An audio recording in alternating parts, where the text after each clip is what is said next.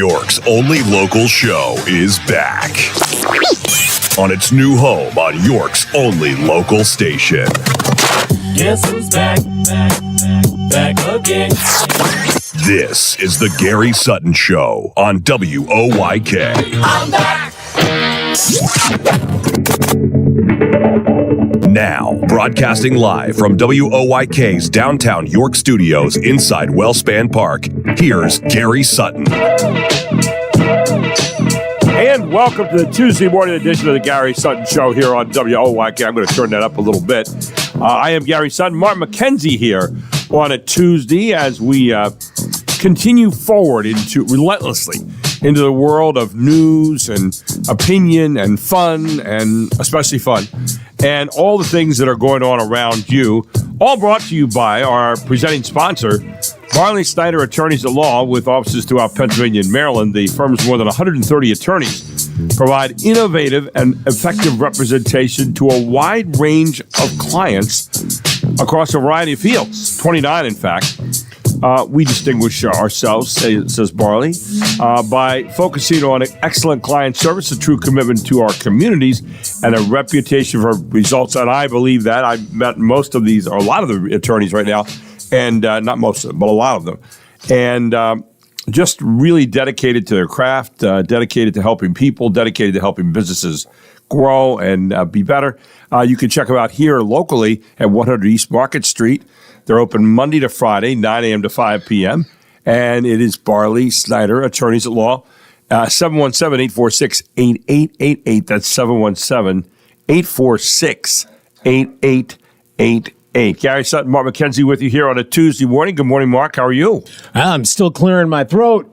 Yeah, and glad to hear that. But, me. Yesterday was Actors' Day. I'm glad it's over. I really am. Really? Yes. Very happy that it's over. Let's see. You can get our podcast later on today. You can actually listen to our show again, or parts of it, if you'd like to pull out a few pieces. They're on WOYK under in YouTube. What did I say? In YouTube, yes. In YouTube at WOYK, right. And you can go in there and listen to part or all of the show again if you are of a mind. If you'd like to watch my podcast, Just a Voice on Main Street, I have up individual interviews that I have done, and you can see those in action. One of those, Eugene Pasquale, who we talked to yesterday, who's the new head of the Democratic Party here in Pennsylvania. So that one kind of timely. Our call-in number today, 717-846-9870, and our text number, and we'd like you to text a kind act that someone has done for you, or you have seen them do for someone else. We're nominating people for kind acts during the week, something positive, just thinking about something positive that's happening around you. Maybe it's a relative, or maybe it's a friend, or you just happen to see it out in society on your daily travels. And you can text it to us at 833-478-4729. That's 833-478-4729 here at WOYK. Don't forget the Revs are on tonight. They are hosting Staten Island. Only 3 games back are the Revs right now. Have really made a good pennant race here for the second half. Now, of course, they've already qualified for the playoffs starting the 20th and 21st right here at Wellspan Park. So they're in, but they'd sorely like to win the second half too, and bragging rights to say you won the whole thing in the regular season, right? So that going on. Don't forget Yanni, stop on by there at 310 Town Center Drive out in the West Manchester Town Center, or 2815 Concord Road right here in New York. They are open 11 to 9 every single day. And I'll tell you what, they are serving up Mediterranean-style food like you can't believe. So that all going on. And today is International Box Wine Day. Now, box wine has normally been seen the cheap way out for wine if you're at a picnic or something like that, Mark. So it's not, I've had box wine. It's okay. I mean, I couldn't tell you the difference. Yeah, I couldn't. I'm not a connoisseur. Could you? No, I couldn't. I'm not a connoisseur, and I admit to it. Wait a second. This doesn't taste like it's from a bottle. Yeah. What here? Okay. Yep. Where did that come from? I don't know. Oh my These God. things, trust me, there's I like know. multiple lists, and This is why you need to open a door to a room. I just Get 'em- thought- let them out every now and then. I just thought it would be interesting to throw it out there. On a more sublime, it's International Sudoku Day. That's that game, right? that Yes. You play. And I never quite Got it. understand it. Yes, like it's a It's a block. word game, and it's No. No?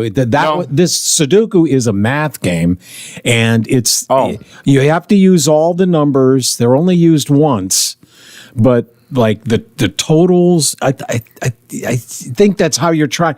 You're supposed. They give you a few numbers, and that allows you to kind of maybe extrapolate what the other numbers are, and thus the puzzle. But I'm not that great at math, but not that bad either. right. Moving on, National Teddy Bear Day. I saw that. Did you have a teddy bear when you were a child? No. You did not. See, that explains a lot of things. Does it? Yeah, it does. But no, I did have one. Mm-hmm. I had one. Did you? What'd you name it? I don't know. Teddy? Teddy or something like that. Yeah. You know, it was like, that was Not a time where surprised. you weren't that, yeah, thank you. It's a time where you weren't that original. You know, it's like, okay. Well, you were just starting out. Yeah, I mean, I just, and what should I name it? Bear? Yeah, I know. So today's food holidays are It's not a one little of down them- about this. well, one of them. It's I guess it is a food. It's a food, okay, but well, let's save that one for last. It is National Steak au Poivre Day. Oh, like that. Yes, But And again, it's kind of cheap because, steak au poivre is kind of like what the gravy But you know is. what? Yeah, yes, but it's a mushroom and brandy, I think, is in there. It's one of those, just like what's the other one? Tarragon saw. Yeah. It enhances the flavor. Oh. Ketchup covers it up. A1, I think, covers it up. It's too strong. These poivre is pepper, basically. What I about guess. Heinz 57 sauce? Also, Nectar of the gods. yeah, I mean they needed steak for most people back then needed it. Yeah. If you've got a nice cut of beef in front of you, you don't see it as wanna kind of be- sacrilege. I do. Yeah. But poivre, this pepper sauce, Right. is just it's perfect. It really Yeah. marries it perfectly. The other one, Wiener Schnitzel Day. I've had that. Oh, There was a little place that I had it at called the Hopball House over in Abbottstown, Yeah. which has been closed now, and they're redoing it. I don't know if they're redoing the Hopball House. I don't think they are, but they're redoing it. But it's kind of across the street from the Alton House there. But I like that little Hopball House, and they used to have the Friday night buffets. They had Wiener Schnitzel, and it was good. it's basically fried pork. Yeah, it's essentially what it is. And I don't know if you know, in like big pork producing states, especially like Iowa or Nebraska, Right. out in the Midwest, they have restaurants that they pound out Yeah. the pork really flat, and then they fry it like that. So there's the bun, and then the pork Right. inside is really wide. And I think that's Wiener Schnitzel too, Very, technically. very thin. Yes. Yeah. Yes. Some places make it with I think the Linden Diner does that with some gravy. 83 Diner does it also. Yes, most yeah. diners. Yeah, It's, diners. it's fried pork. I mean, fried pork. That's what. Yeah. All right, so It here's- definitely is that. All right, so we got those out of the Got way. that. But there's one left. Okay. And I'm going to include it in the food, but it's just a bare technicality. And it also, I think, depends on how you make it, because I was unaware of multiple interpretations. You're really conflicted on this. I see. I that. am, Yeah. because I don't know that I've ever actually eaten one. Right. And National Ants on a Log Day. Have you ever had ants No. on a log? No. And I'm not talking about the literal interpretation Right. here. I know. This is like a chocolate. No. It is. The base is celery. It's a celery stick. Oh, and then you have peanut butter. Peanut butter, but I have found since that some people use cream cheese. Some even use ricotta cheese, which is kind of a little sweet. And so where do the ants come in? And then the ants are usually raisins. Right. I think I may have had that somewhere in my life, but I remember so little about it that it must not have had an effect. I mean, you can only, if in your mind's eye, see a child eating ants on a log. Right. Right? I mean, do you see an adult eating that? No. It would be humiliating. It would be. I mean, people would say, what are you doing? Right. And hey, there's something on your celery stick there. Put the childish things away, please. Yes. Yeah, we don't need like that. The teddy bear. Yeah, by the way, we have a question for the day today. And this is what I'm going to leave up for a few days because I want you to think about it. With 2 days to go until 9/11, do the events of 9/11/01 still have any effect on us as a country today? And if so, what is it? And every time I see the collapsing of the towers or the attack on the Pentagon or, the memorial out there at Shanksville, it like raises the anger anew. And I wonder how people feel about that. Any effect on us? What is it? And if so, what is it? That's a question up for today at Gary Sutton's show on Facebook. And I hope you'll answer that. We had a lot of people involved in yesterday's question, and I'd like to see some thoughts on that, and I'll share some of those on the show with you. We've got a big show today. We've got James Sanders. Americans lose hope that hard work leads to economic gains. He sent me that article this morning. I'm looking forward to seeing how he tears that one apart. You're going to have a chance today to meet William Simonite. You've heard his name a lot here on the Revs highlights. Well, he's the catcher for the York Revolution. And we're going to talk about being a Rev today and what all it involves. He has a son and a wife that he has here in York with him, and he's going to be on the show with us today at 7:22. Vance Miller, back from vacation with the York County School of Technology. He's Director of Adult and Continuing Education. We'll get into a job heavy equipment operator program. Mark, there you go, in case this ever breaks down. Yeah. Heavy equipment operator. So Vance will be with us today at 7:35. Yeah, I would never get behind the wheel of some of that stuff. Ooh, it just looks like a lot of work. Jamie, dangerous, and it also looks like you got to have some know-how. Exactly, and that's what they do at York School of Technology. And then Jamie Norpel will join us with the latest on York County Safety Collaborative at 8:05 this morning. And then Eugene Pasquale, we said we gave him double duty. Again? Again. He's going to be on. He's on the show more than I am. I know. Well, don't hold your breath. Anyway, so he'll be with us today, and he's going to be talking about some of the politics that are going on around us. The collapse of the French government, what's that all about? And a lot more all here. And then Walt Oakham on computers this morning, and things that we have to be aware of on our computers because we use them like in daily life like nothing else. There, I said it plainly and quietly and slowly. Coming up next, I can't remember if we had this many birthdays that I mentioned. Really? Yes. Okay. And it's such a diverse crowd. And all of that straight ahead right here on the Gary Sutton Show on WOYK.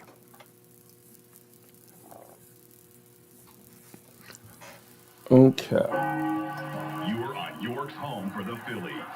Sports Radio 98.9 FM and 1350 WOYK. York. You're right about this Pellman. Oh, my mic is still on.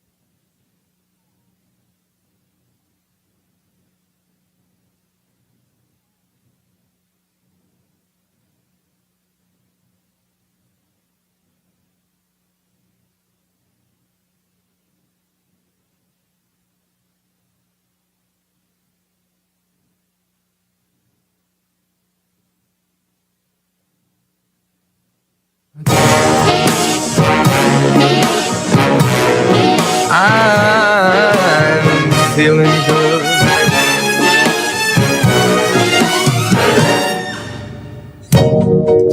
Fish in the sea, you know how I feel. River running free, you know how I feel. Blossom on a tree, you know how I feel. It's a new dawn, it's a new day, it's a new life for me. And I'm feeling good. Man, I'll tell you what, the band there is big time, but that's Michael Bublé.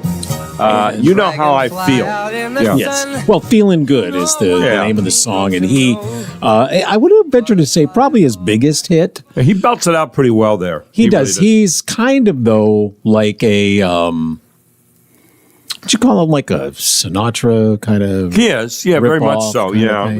A tribute kind of Tribute. There we go. That's a better way to say it. It is his birthday today. How old? He's got to be in his 50s now? He is 50. Yeah. He is 50. Other birthdays today of note. Eric Stone Street. He was Cameron on Modern Family. Does some couple of commercials out there that run during football games. He's 54, and he is a huge Chiefs fan. Oh, really? Oh, my Lord. Oh, yes. no. Yes. Speaking of football, Joe Theismann. Remember Joe? He was my favorite college quarterback. Kidding. My favorite college Notre Dame, quarterback. right? Yes, at Notre Dame. And had that horrible leg injury. With I will Washington never forget that. Everybody threw up watching. So, oh, my gosh. They just, Oh, and if you didn't see it in real time. And over again. Well, initially, yeah. And then they decided to stop doing that because you could see the bone. And it's it was just terrible. It was. But Joe Theismann, healthy as a horse. And he was an announcer. 76 years old. Oh, well, he's not that old then. No. Okay. Well, it's old. Yeah, This one might shock you a little bit. Go ahead. Because he was a child actor. Yes. Not like a super famous child actor, but he was in a movie that people kind of associate with children. So that's why it's not because he had a huge career. Right. But this one movie, he played Elliot. Oh, no. From E.T. Yeah. Henry Thomas. Yeah. Is 54. Oh, my. There you go. He's no longer a baby. No. There it is. Some people, however, never grow up. Uh-huh. That's why Adam Sandler is 59. Yeah, we know he never goes up because he produced Happy Gilmore too. Oh, so my God.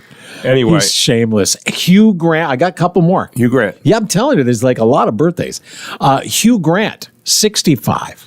I watched a movie the other day. I've never been a big Hugh Grant fan. Oh, really? And I watched, but I watched a Which movie one? the other day where he, the girl from Pretty Woman is in it, Julia Roberts. Oh, and it was in England. Yes. She's an actress, and she ends up wandering into his bookstore. Of course, that's a classic. It was great. I really enjoyed the movie. Yeah, it was fun. I cannot believe I hadn't seen it. I hadn't seen it. I hadn't seen it. So I sat down the other day and I watched Notting Hill? Notting Hill. I'd never watched Oh, Notting my Hill. God. It's one of the great romantic Notting Hill is comedies. one of those. You know why I didn't watch it? Now you're going to laugh at me. Why? Which won't be the first time, but because of the name. It just didn't interest Notting me. Hill. Notting Hill. No. Oh, yes. You have to watch. There's like a whole little bunch Now, of them. if it had been like Death on Notting Hill, I would have turned it on and checked it out right away. I will just tell you, there's like 3 or 4 movies kind of set in that same kind of wheelhouse of England. Hugh Grant is in some of them. Other people like try to play Hugh Grant. Romantic comedies, all kind of in the same vein. Yeah. You will love them. Well, he was very innocent in this. He was a kind of and I liked the character, and so I watched that the other night. Yeah. It's a fun movie. It's a great romantic comedy. One more to mention, and this also might make you feel a little bit old because she was a child star. She was in Lost in Space. She was in. A lot of people forget this. She was in Julie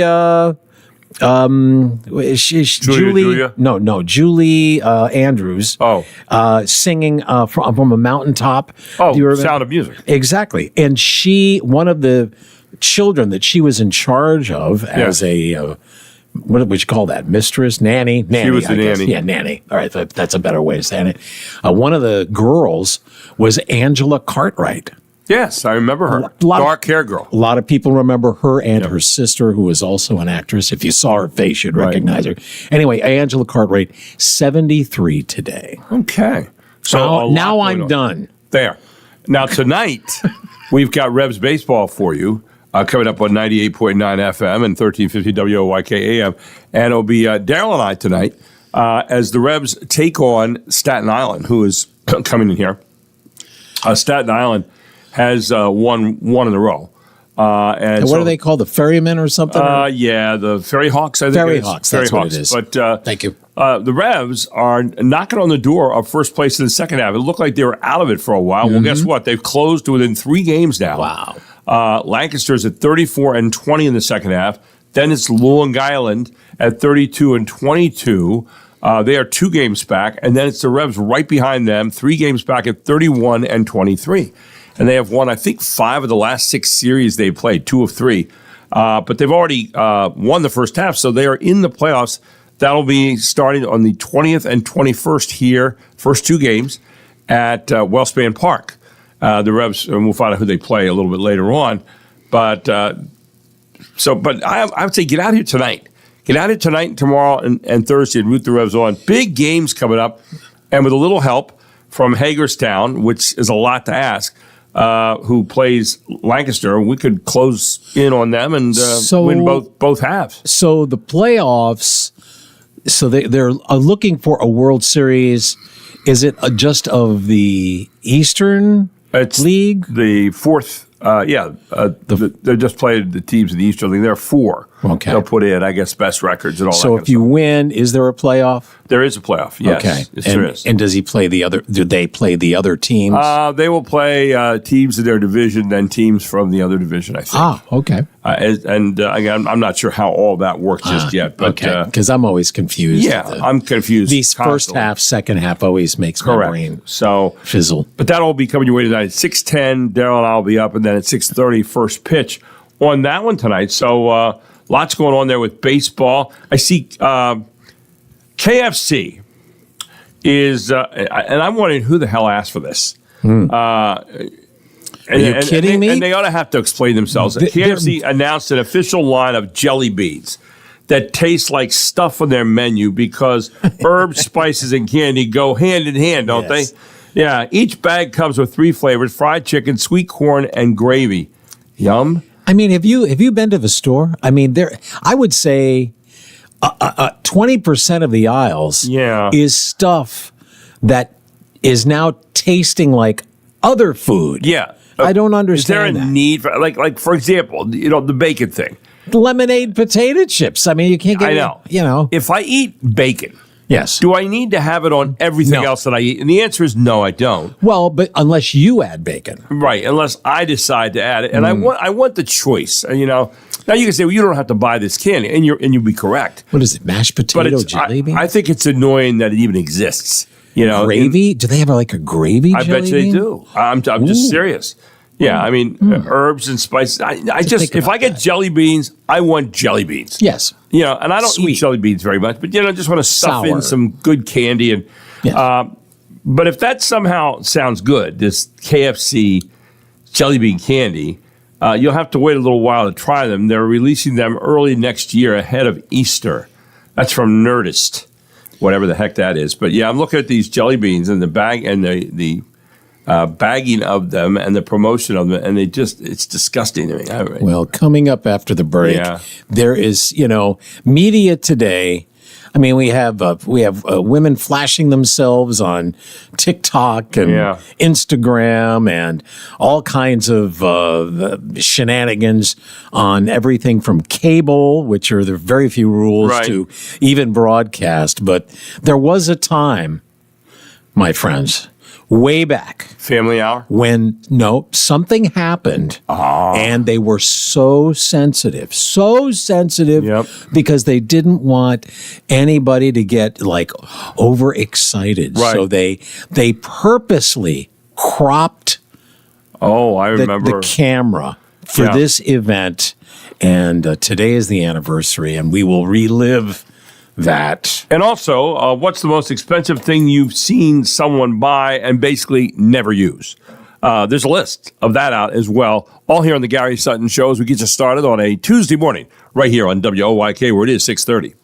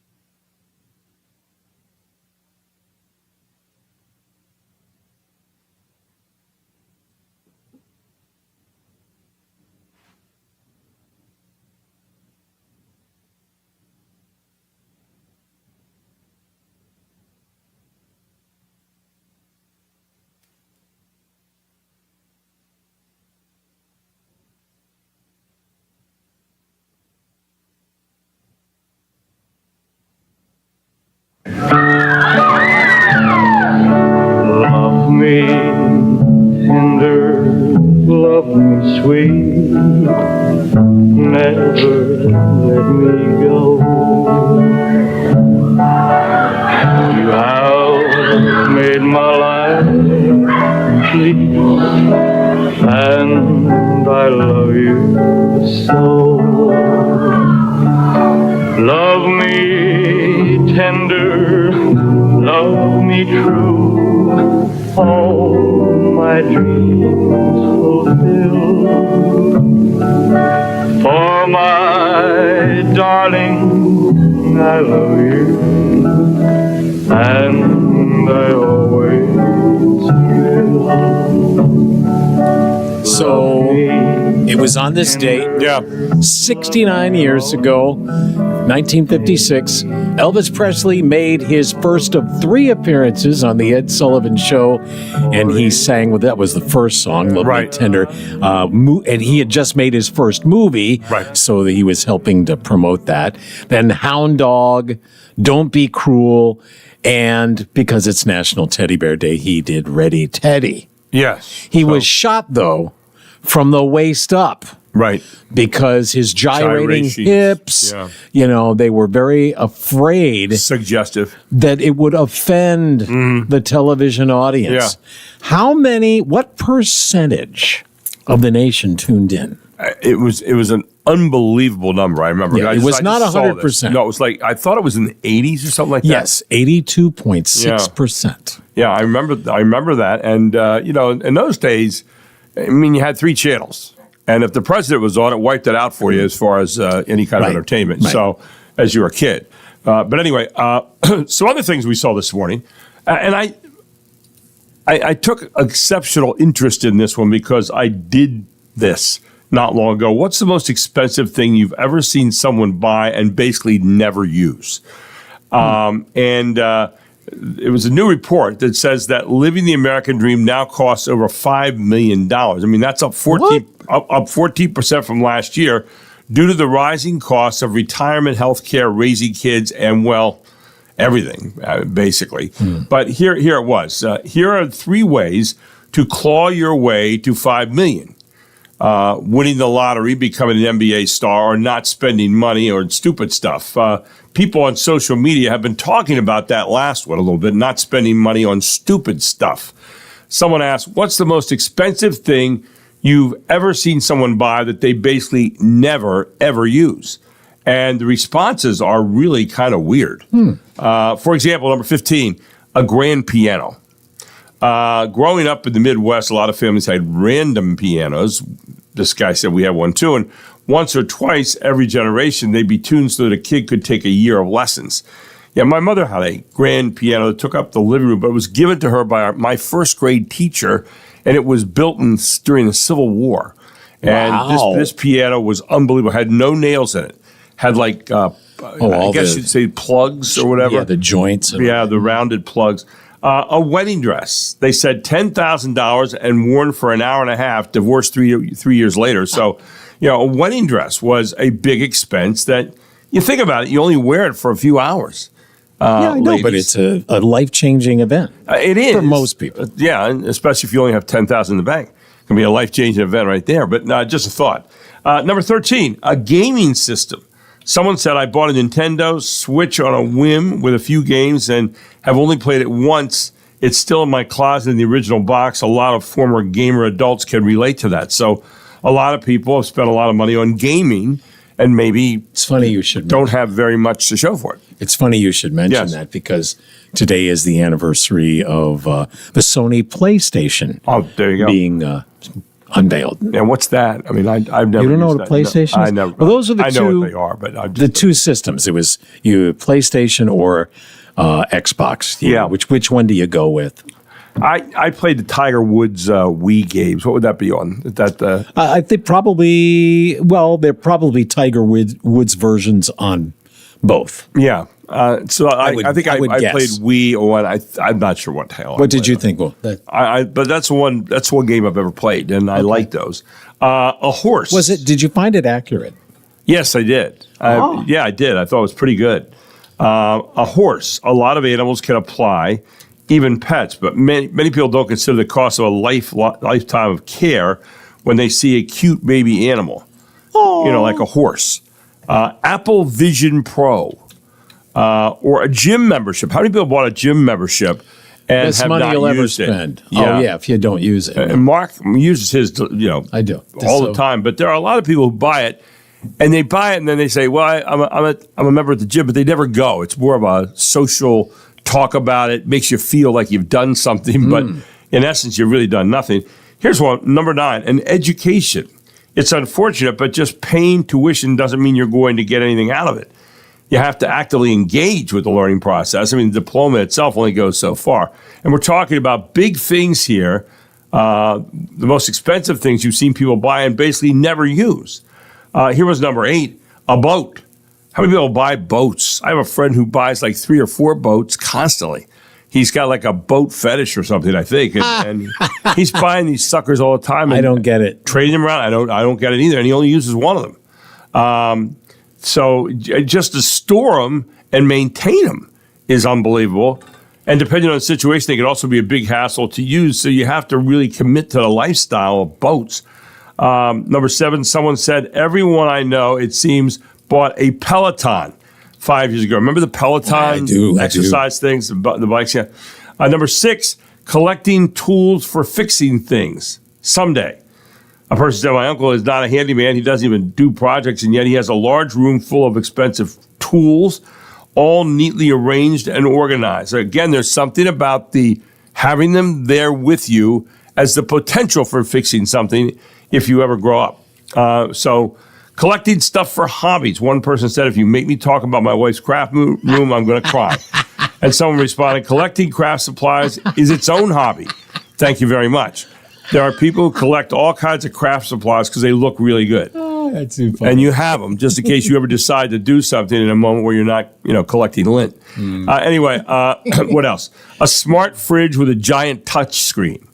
Oh, People can be talked into splurging on high-tech upgrades, but if you're not into tech, don't bother. I mean, there's no reason. A commercial-grade deli slicer. Some people think they can save time and money buying niche, expensive contraptions, but you have to use them a lot. Unless you are thinking about opening a Jersey Mike's in your kitchen, you probably don't need the commercial-grade deli slicer. Number 2, a really pricey accessory like a purse or bling-y watch. A really blingy watch. Someone said, I learned a long time ago that if I'm afraid to use something, I shouldn't buy it. And it's a great thing. And here's the final thing. Something that people buy, really expensive, never use. A motorhome, an RV, or a camper. How many people have bought one of those and ended up not using it? And it just sits out, looks so nice sitting out next to your home, gathering up grass around it and, all dust and all that. So a motorhome, RV, or camper is the seems final like you thing. could sell that right away if you wanted. It seems like that. I don't know how well they sell. But some of them have gotten really big time. We were down at a friend's house the other week. We stayed in one out back in their house. And this thing was luxurious. Switch on fireplace. Yeah. Everything was electronic. You just sat in a chair and flipped things. And it was cool. I happened to notice on, I think it was Sunday, when I was in Hershey, and the Giant Center was surrounded by RVs. And it brought back a memory of my wife and I. I didn't know she had done this, but she sent in it was like a call for families, for people to take part in an HGTV show, which they used to air. I think they still do.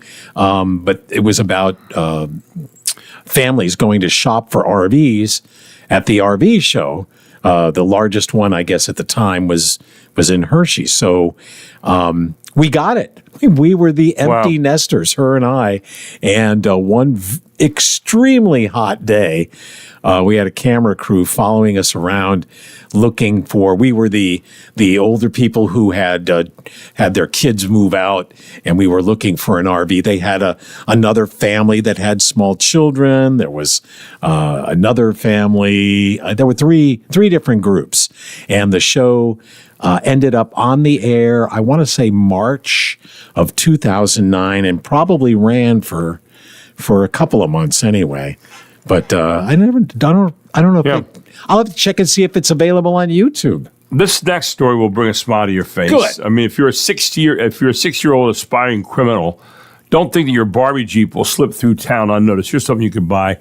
A man in Canada named Casper Lincoln was arrested after he was caught driving through town last weekend. Now you say, well, that doesn't sound like a bad thing, driving through town, in a child-sized pink Barbie Jeep. He was also wearing aviator glasses, possibly for safety reasons.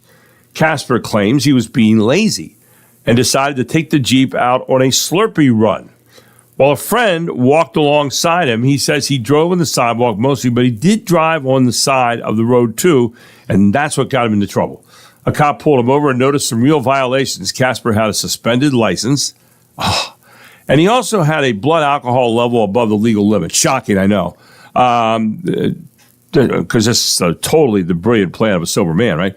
Casper was arrested for DUI because he was on the road and was prohibited from driving for 90 days, in addition to whatever is happening with his suspended license.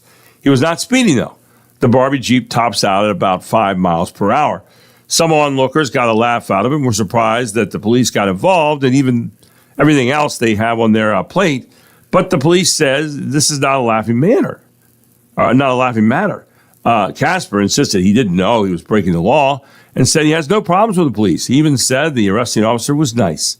When asked what his takeaway was, he said, "Don't drink and drive." That's from CBC in Canada. And we have more news coming your way next, Mark. Probably.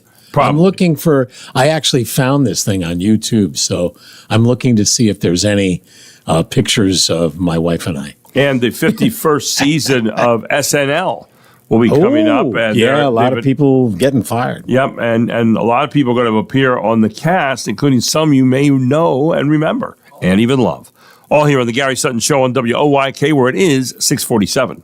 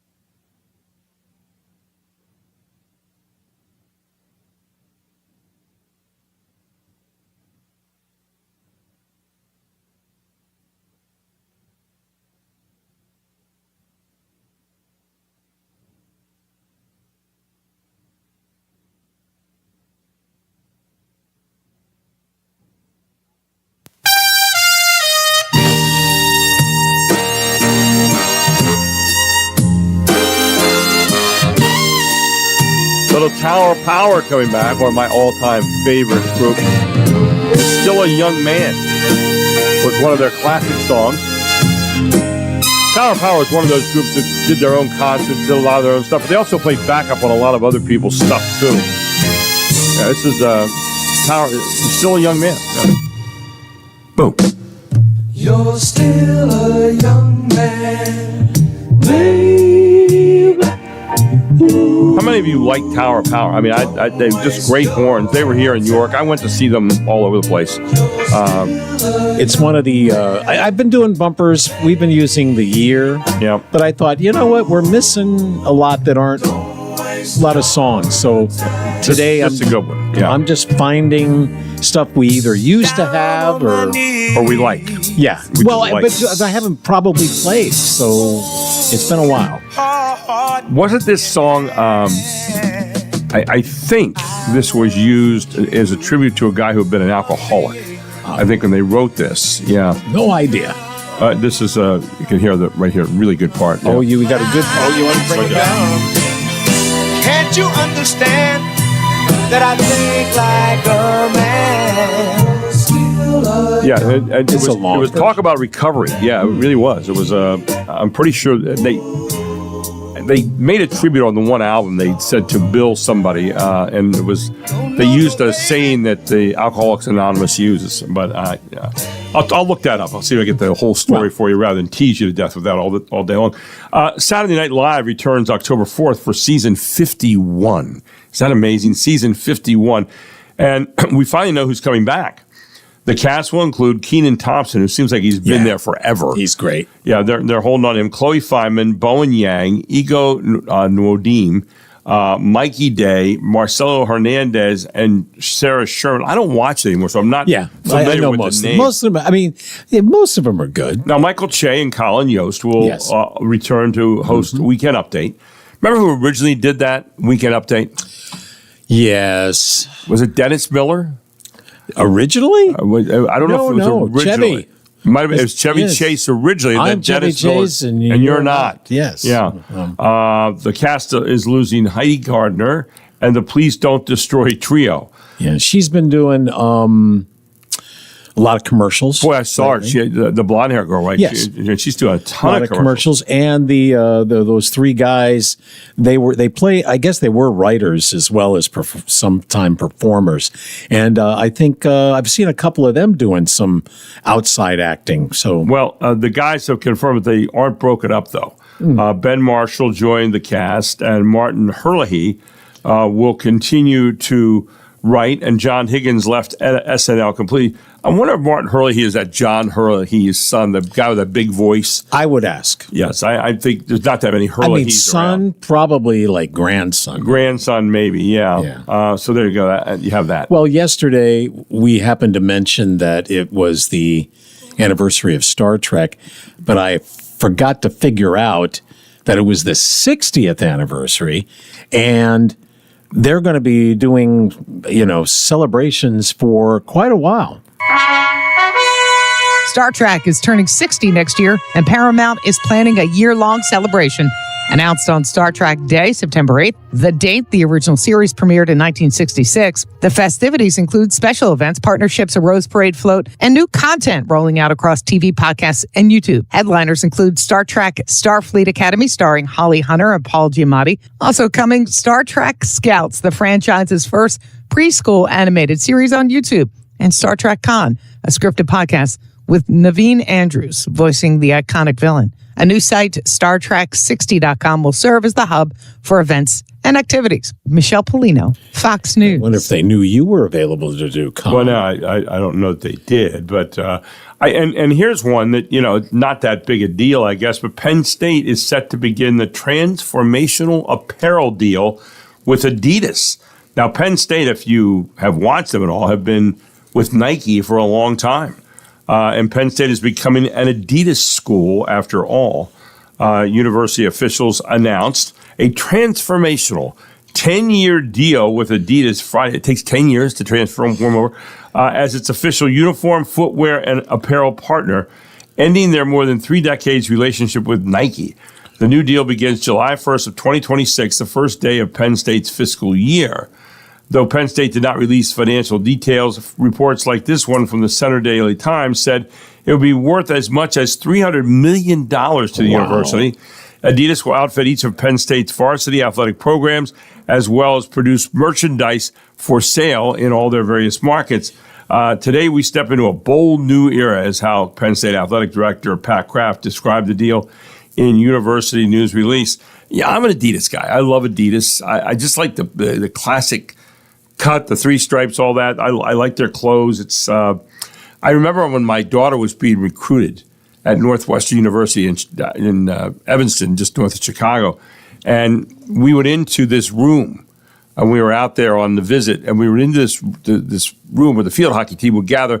They had a huge wildcat on this purple rug, and this wildcat in the middle of the floor mark. It was really a neat room. And then they had these lockers, and in each locker they had like 10 slats where you could put shoes, and then they had these huge oaken lockers.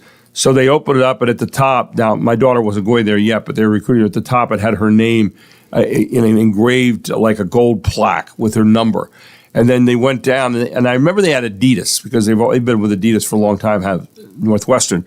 And they had every different kind of Adidas shoe you could imagine in each of these slats. And they said, this is what you'll receive if you come here as a Division I athlete. And So that's a bribe. Well, no, but I mean, that's part of the deal that you got. That's the equipment that they handed out. It obviously, with $300 million, the money is just incredible what the football program generates. So Penn State is dropping Nike over a 10-year period and acquiring the branding with Adidas. There you go. Before you roll down what's happening next hour, there is a little bit of news to get to as far as Pennsylvania goes. Governor Josh Shapiro approved as much as $394 million in capital funds for the Southeastern Pennsylvania Transit Authority, or SEPTA. It will help avoid service cuts over the next 2 years. Last week, SEPTA cut transit service by 20% as it faced a fiscal crisis. Prior to Governor Shapiro's funding approval, a judge ordered SEPTA to restore the routes that were cut. SEPTA points to events next year: World Cup soccer, a baseball all-star game, and America's 250th birthday as a reason to keep full service. But there will still be a 21.5% rate hike for customers. Gernal Scott, Fox News. That's pretty wicked, a 21.5% rate hike in riding SEPTA. So we'll see what kind of effect that has. When we come back from news at the top of the hour, we've got James Sanders, our business blogger, and at 7:05. And he'll be talking about an article that he sent me, Americans Lose Hope That Hard Work Leads to Economic Gains. Really? Yeah, apparently Americans are holding out that something's going to lead to economic gains, but it's not hard work necessarily. And you get a chance to meet William Simonite, catcher for the Revs, all here on the Gary Sutton Show on WOYK, where it's top of the hour, 7 o'clock, time for news.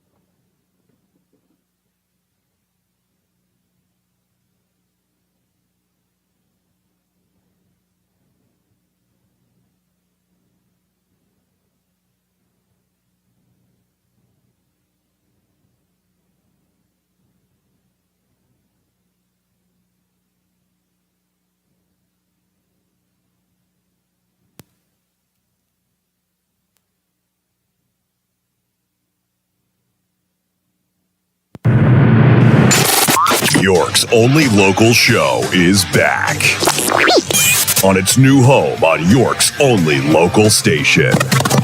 Guess who's back? Back again. This is the Gary Sutton Show on WOYK. I'm back. Now, broadcasting live from WOYK's downtown York studios inside Wellspan Park, here's Gary Sutton.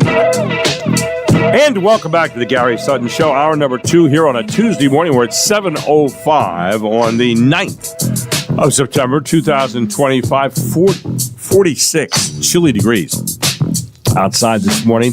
Yeah, a little brisk, but we are moving into fall, so we understand that. And It makes you move faster. It does make you move a little faster toward the front door here at the stadium where we are at. By the way, don't forget the Revs are playing tonight here at home against Staten Island, as they have made this race of the second half interesting in the Northern Division of the Atlantic League. They're only 3 back entering tonight as they're trying to chase down the hated Stormers of Lancaster, who are going to be in always tough Hagerstown playing tonight.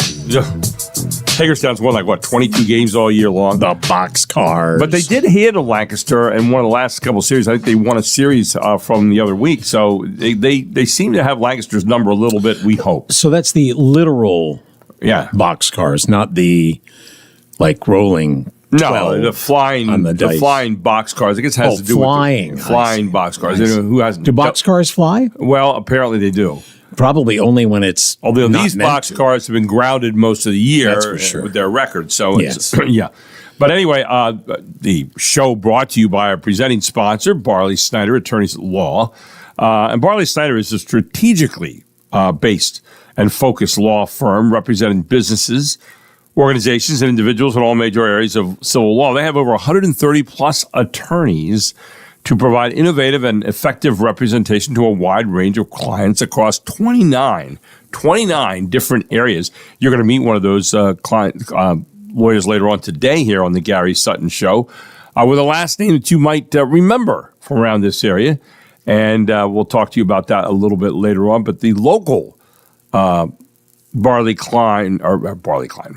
Snyder Attorneys at Law, where did that come from? Barley Snyder's Attorneys at Law office is right here in York at 100 East Market Street, right next to the Yorktown Hotel. Open 9 to 5 daily. You can call them at 717-846-8888. You can also check them out at barley.com. Where did Klein come from? That just slipped in there somehow. Anyway, this particular hour of the Gary Sutton Show is brought to you by Trish Hauser, State Farm Insurance Agent. Now, Trish is on vacation right now, but her insurance agency offers coverage for cars and homes and life, as well as renter's policies. Yes, indeed. And Trish is so well-versed and so preventative and preventive and proactive, I guess I would say. She's located out at 1865 North Susquehanna Trail right here in York, 17404. You can give her a call today at 717-848-4336. And she's got people there that could help you right now, even when she's not in the office. And open Monday to Friday, 9 a.m. to 5 p.m. Trish Hauser, State Farm Insurance Agent. Again, if you're looking for coverage for cars, homes, life, as well as renter's policies, you could never do better than Trish Hauser, who listens carefully and who makes sure that she's helping you to satisfy your insurance needs. Okay? This is the Gary Sutton Show on WOYK. James Sanders is our business blogger, and he sent me a wonderful piece this morning that I wanted to get out there and share with you. Good morning, James. How are you? Good morning, Gary. And it's Doing well, thank you. Great to have you aboard, buddy. And I love this piece this morning. Americans lose hope that hard work leads to economic gains, and they're saying for the first time since they started taking this poll back, I think it was 1987, Americans are down to 25% think that you can work all the hard you want, but you're not going to get economic results and monetary results out of that, right? I caught the headline to this piece, and of course it piqued my interest because, look, I'm a big believer in our society, capitalism, and what makes America great. And when I see crap like this, it absolutely infuriates me, because it tells me that whatever we're doing to educate our kids and whatever we're doing from a media standpoint and regulatory standpoint is resulting in perception of doom and gloom. And last I checked, when that starts to pervade society, that's not a good thing. That's not a good thing because the economy starts to turn. I'm a big proponent of always take advantage of any part of the economic cycle, because there's always money to be made and there's always ways to improve your lifestyle. And this kind of stuff it infuriates me, Gary, if you can't tell. I hear it. I was looking at the article, reading it carefully, and it says America is becoming a nation of economic pessimists, to kind of feed onto what you're saying. A new Wall Street Journal-Newark poll finds that the share of people who say they have a good chance of improving their standard of living fell to 25%, a record low in surveys, and again, dating back to 1987. More than three-quarters said they lack confidence that life for the next generation will be better than their own, the poll found. And nearly 70% of people said they believe the American dream, that if you work hard, you'll get ahead, no longer holds true or never did, the highest level in nearly 15 years of surveys. Now, what's interesting here is that they say Republicans in the survey were less pessimistic than Democrats, reflecting the long-standing trend that the party holding the White House has a rosier view of the economy. An index that combined 6 poll questions found that 55% of Republicans as well as 90% of Democrats held a negative view of prospects for themselves and their children. So these numbers kind of bear out exactly what you're talking about there, James. It 100% does. And the other one that really got me noodling over it was 40% of the survey respondents said they believed that other nations have better economies than the U.S. And I said to myself, are you kidding me? You've got to be kidding me. Yeah. Go live in one of those countries. Go experience their life and see how your economic prospects are over the long term. I guarantee you're not going to have a better place than the United States of America. There's so many good things going on here, and you read so many stories of people that succeed, businesses that succeed. It's mind-boggling when you compare that to other countries around the world. So when I see surveys like this put out, I kind of get to say to myself, you know what? It's time to, look at the foundation of what we're doing, steady the ship, for lack of a better term, and start saying to yourself, okay, how do we move forward from here? And also, what is it that we as a local economy, local businesses, what can we do to make things better in society moving forward? And again, capitalism works every time it's tried. Was interested as I read through this article, and it said I guess the discontent reaches across demographic lines by large majorities. Both men and women held a pessimistic view in the combined question. So did both younger and older adults, those with and without a college degree, and respondents with more than $100,000 in a household income, as well as those with less. So it didn't matter what category you looked at here, it's a pessimistic view, which goes, in stark contrast to what you're talking about here this morning, James. Yeah, it's absolutely in stark contrast. And again, they interviewed only 1,500 respondents. I mean, the number is significant statistically, but again, is this a reflection of 5 years of post-COVID, where we went through a hyperinflation environment, and this is just the way they're still feeling, and whatever the current administration's doing hasn't truly settled in yet? I hope it's that.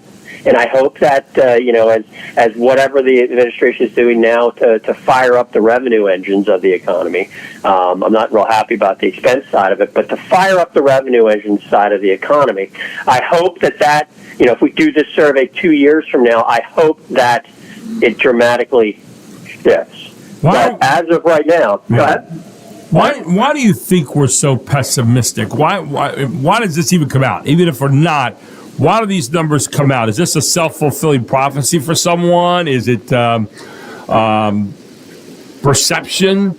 Is it the way we just are? We get, misery loves, I don't know.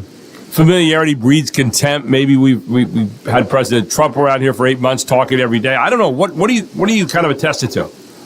I think, well, a couple of different things. Again, I think we're coming out of a hyperinflationary environment. So even though you're making more money today than you were 4 years ago, you're not cash flow. You're not more affluent cash flow wise because the expense side of your books also increased and arguably increased higher than what your wage growth was. So yeah, while the top line and the jobs numbers are looking good, the revenue coming into the government, the ability to spend that revenue is getting eaten up with increases in things like cars and houses and milk and you name it, things that are used on a day-to-day and daily living. People just don't feel like they're more affluent, which is why, in my mind, if you don't get the revenue side of it, in other words, the wage side of it going, you're going to continue with this pessimistic attitude. Now, on the flip side, and this is something that I as I've gone through life and I've watched people, it's very, very easy to sit there and complain. And complaining is like a virus. It just spreads. And you think about it if you sit around a table. How many people are talking positively, right? And they're the ones that typically are dominating the conversation. But if they're not, it descends into negative speak when you sit at a table sometimes, to dinner or whatsoever else. And those are the types of conversations I hate being involved with. Well, I think the same thing's going on with this survey. It's very easy to look negatively on things. It's lazy thinking in my mind. How much effect does the 2008-2009 economic crisis, i.e., slowdown, and the COVID combination have on this attitude right now? I think you've had two huge gut punches to the economy and two huge gut punches to the outlook of the economy that have come about, and it's fresh in people's minds. And I don't think you can discount the 9/11 impact either. Right. I'm 50 years old, so I've been through it, and a lot of society has been through it. So you've had a number of different large-scale events which have significantly impacted the trajectory of where our country and economy have gone. And over time, I think people remember that, and they think we're going to go back to that. Again, those are black swan events. They're not necessarily things that you can predict, but people are scared of something like that happening. But do you think for the generations that are here now that maybe it talked about our vulnerability where we thought we were maybe invulnerable to anything like this, and all of a sudden things came along that we could have never imagined? With 9/11 was one we would never imagined. 2008, 2009 was something we couldn't imagine in our time. We had heard about one back in the 1920s and 30s, but we never imagined here. And then COVID was the big one. And, of course, now what lurks around the corner? AI. We have that coming, so I'm sure we'll be adding that to the different perceptions that people have of negativity in society.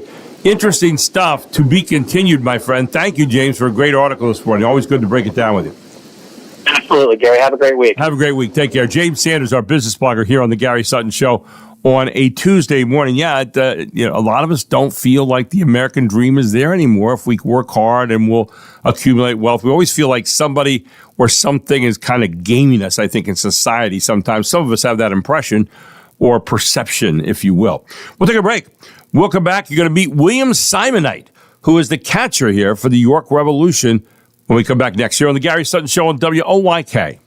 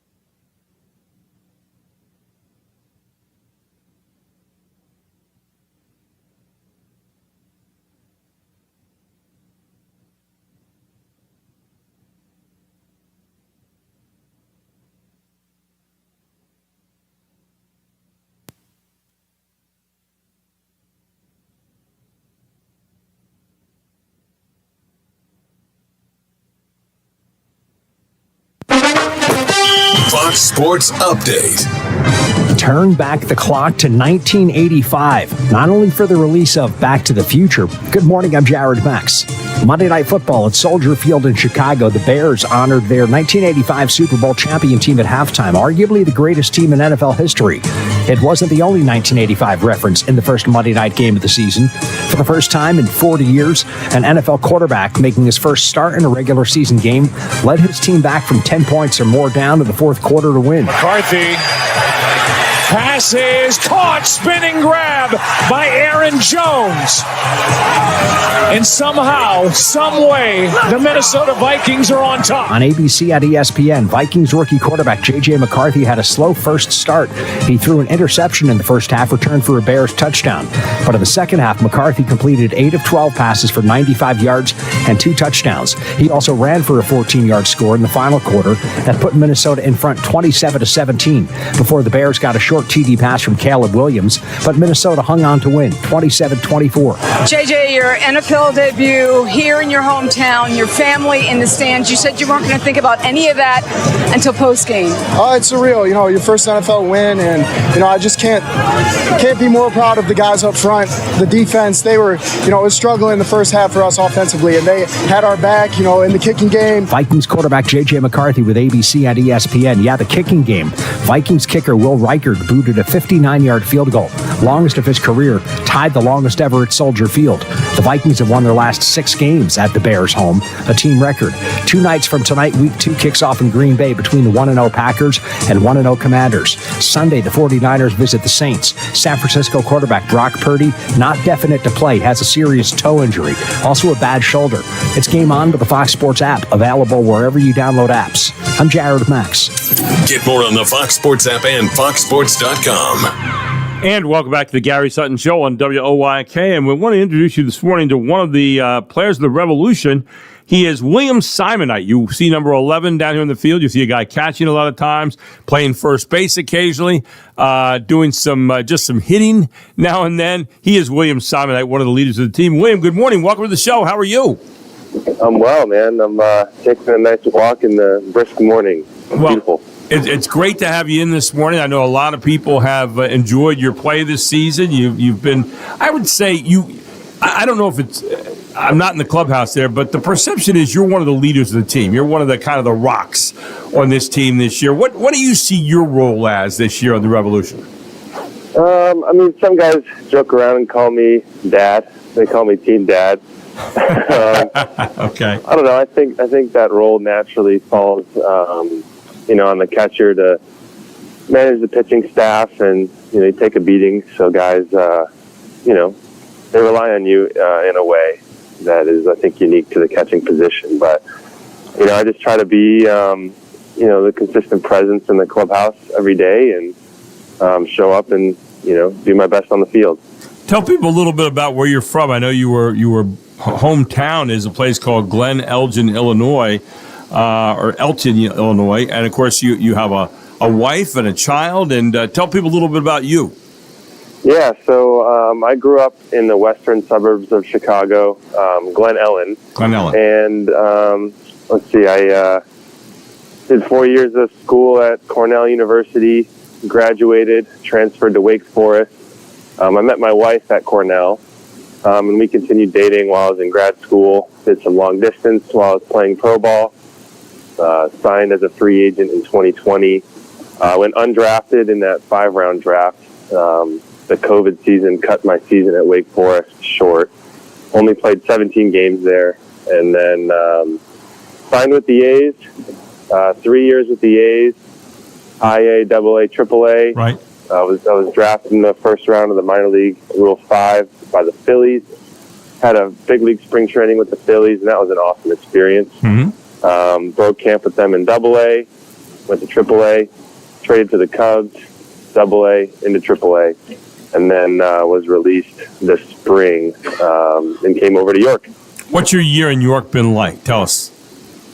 Man, I actually really love York. This has been one of my favorite places to play.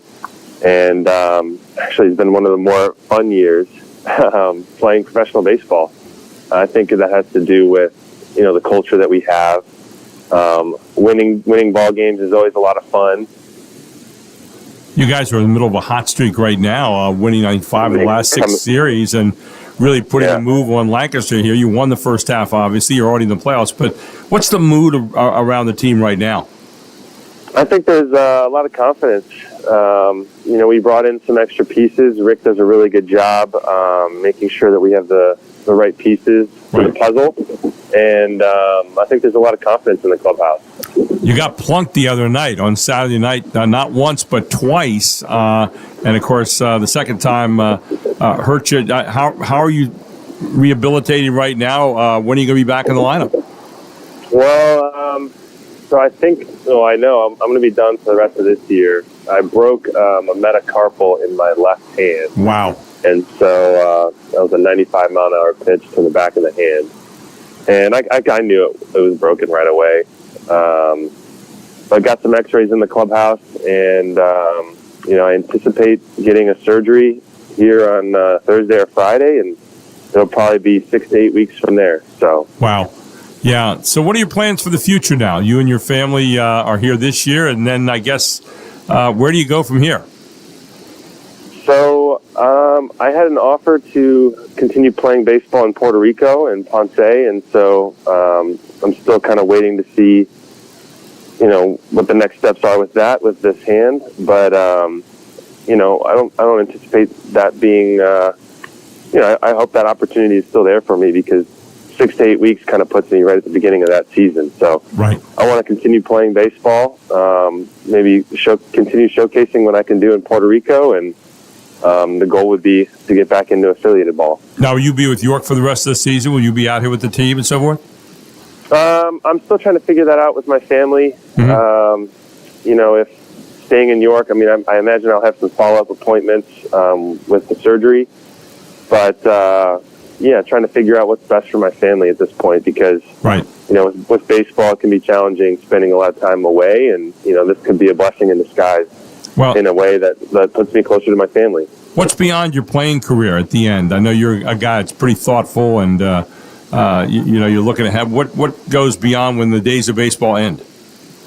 Wow. It's something that I've begun to think about a little bit more in the last year. I'm very much a burn the ships kind of mentality, and if I have, when I'm doing something, I have 2 feet in doing that.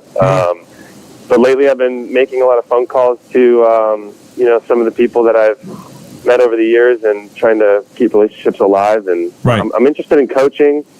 I have interest in land management and agriculture. Oh, okay.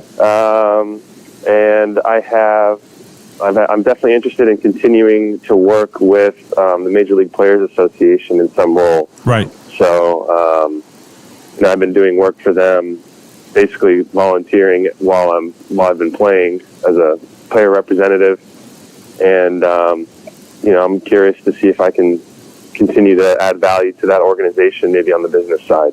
Well, we're sorry to hear about the way the season ended, but I'll tell you what a contribution you made this year. You've had great numbers out there. You've really added to the team, I think, in ways that people can't even imagine. I've had a chance to watch you this year, and it's been fun watching you do your thing. And it's been great having you in New York, and whatever happens, we wish you the very best in moving forward, William. I appreciate you saying that, Gary. That means a lot. Hey, William, you take care, and thanks for joining us here this morning on the Gary Sutton Show. All right, thank you. Thank you, my friend. Good luck in the surgery this week. William Simonite, talk about a thoughtful young guy with a family and a child. And yesterday when I called him, he was heading off to do a farm tour, talk about managing landmark. He was heading off to do a little farm tour yesterday. Well, when we come back, Vance Miller is back from vacation. He is the director of the Adult and Continuing Education Group over at York County School of Technology, and he is going to acquaint you with yet another of their programs that are available here in York when he joins us here on the Gary Sutton Show on WOYK. It is 7:30.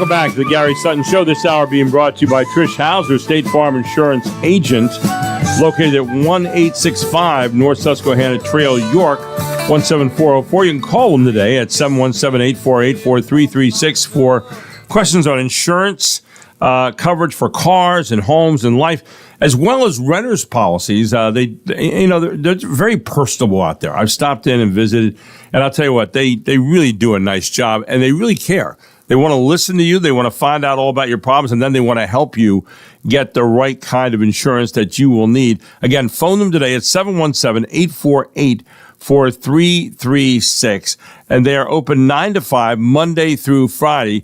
Trish Hauser, State Farm Insurance Agent for, obviously, State Farm, 1865 North Susquehanna Trail right here in York. Back with you here on the Gary Sutton Show. Glad to be with you here on a Tuesday morning, 7:36. Certainly beats the alternative, right? I mean, it's just the way it is. But one of the guys, speaking of back, one of the guys who is back now, they play that song for me every day. Well, I should play it for Vance because Vance Miller's back this week. And Vance was on vacation. He is the head of the York County School of Technology, director of adult and continuing education at that school, and he joins us here this morning. Good morning, Vance. How are you? Absolutely wonderful. Batteries recharged, refreshed, ready to go. There you go. So you had a good time off and a week away, and now you're hunting bear again, and that's what we like to hear from you, Vance, because you're always focused, always on the trail. And this time we're talking about heavy equipment operators. Man, we've gone through medical assistants, we've gone through all kinds of things, but heavy equipment operators program, and you got it right there, don't you? Yeah, this is a new one now. We haven't officially ran a single class yet, but I did want to talk about it because the potential that's out there. There's a huge need for heavy equipment operators, mainly because it's like an aging force out there. The younger crowd ain't so wild about construction, or hasn't been wild about construction for some time now. Mainly because there is some physical labor involved in that. Right. Part of the fun of being in construction is operating equipment. So this high priority occupation job we put together. I ran one when I worked over in Lancaster.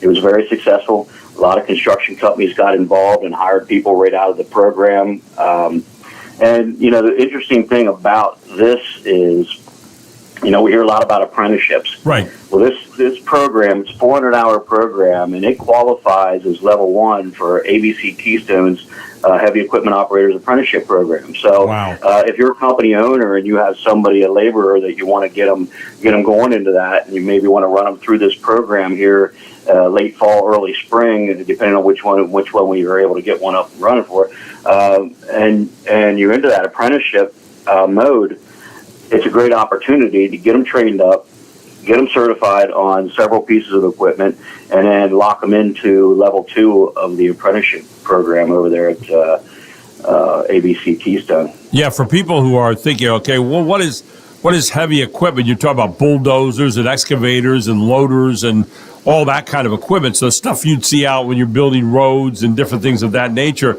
But construction companies and road crews and contractors everywhere are looking for trained operators, aren't they, right now? So, I mean, as you said earlier, there is a great demand for these people, and they are paying well. That's something you always look at, too, isn't it, Vince? Yeah, I mean, what's the investment? And that's where our website, Education That Pays, comes from. That's what that statement means. We are Education That Pays. So you're going to pay for a 400-hour course. You're going to come out of here certified to operate all these equipment. It's going to open up a world of opportunities for you to make a good income. And what the great part about this is, it's not just classroom work. I mean, when you go to one of these classes at York County School of Technology, adult and continuing ed, you're going to get a really a hands-on experience, and the machines you'll use on the job will be the same machines you're going to be using on the job out there. So you put it here to one note. You've got a nice sandbox to play. You've got a nice sandbox to play in with equipment that you will get certified with, right?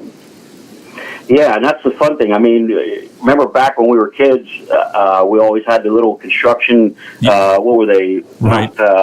Can't think of the name of the brand name. But anyway, we're out there playing in the sandbox with them. Well, now as a big kid, you get to play in the sandbox, but with a real live piece of equipment out there, playing around, loading up dump trucks, moving stone from one end to the other, digging trenches, setting grades, moving dirt around to meet those grades, or cutting dirt to meet those grades.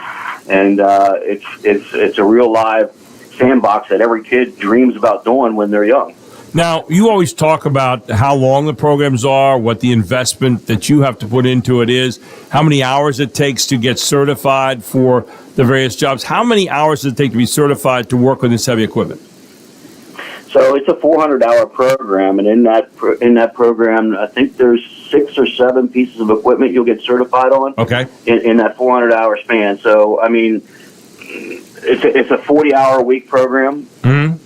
So it's going to go by relatively quick, and that's why we want to run them in the spring and in the fall too, when construction is kind of either just ramping up or just starting to come down, and before the ground freezes or right after the ground thawing out, to try and meet that little midway point where we can get somebody in quick, get them certified, get them out, and boom, hit the ground running. Now, I can hear someone right now listening to this and saying, Vance, I've been out of it for a while. I don't have any experience. And what is Vance Miller's answer to that? Don't need any experience. Come on in here. We're going to have an instructor that's got plenty of background in the industry, and he will shoot all his experience right into your brain and get you up and running in no time. So, classes are filling up fast right now, but tell people about how they can get involved with this, how they can get started. This is a great new career for you, great for someone who's looking around for a job right now, and tell a little bit about that.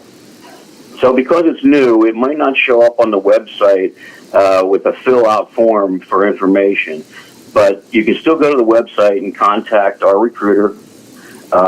She has all the details on the program. Like I said, it's brand new, so we may not run one this fall, but the goal would be to run one in early spring at the latest, and get the details on it. 10-week program. It's not going to take that long to get through. The rate for that program right now is at $7,000, and I'm even going to throw in a bonus, Gary.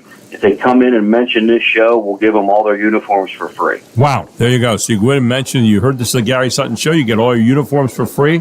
It's education that pays, and that's .com, or you can call them at 717-747-2130. That's 717-747-2130. Vance Miller and all the great people over there at the York County School of Technology, adult education and continuing education program are ready to help you on a new career right now with education that pays. And that's the big thing to note. Final thoughts this morning, Vance. Well, I want to throw it out there. I briefly touched on it last time we spoke, but we were fortunate enough to make it in the USA Today Top 250 nationwide. Wow. So adult and continuing education here in York County made the top 250 trade schools nationwide. We are ranked number 3 in the state of Pennsylvania.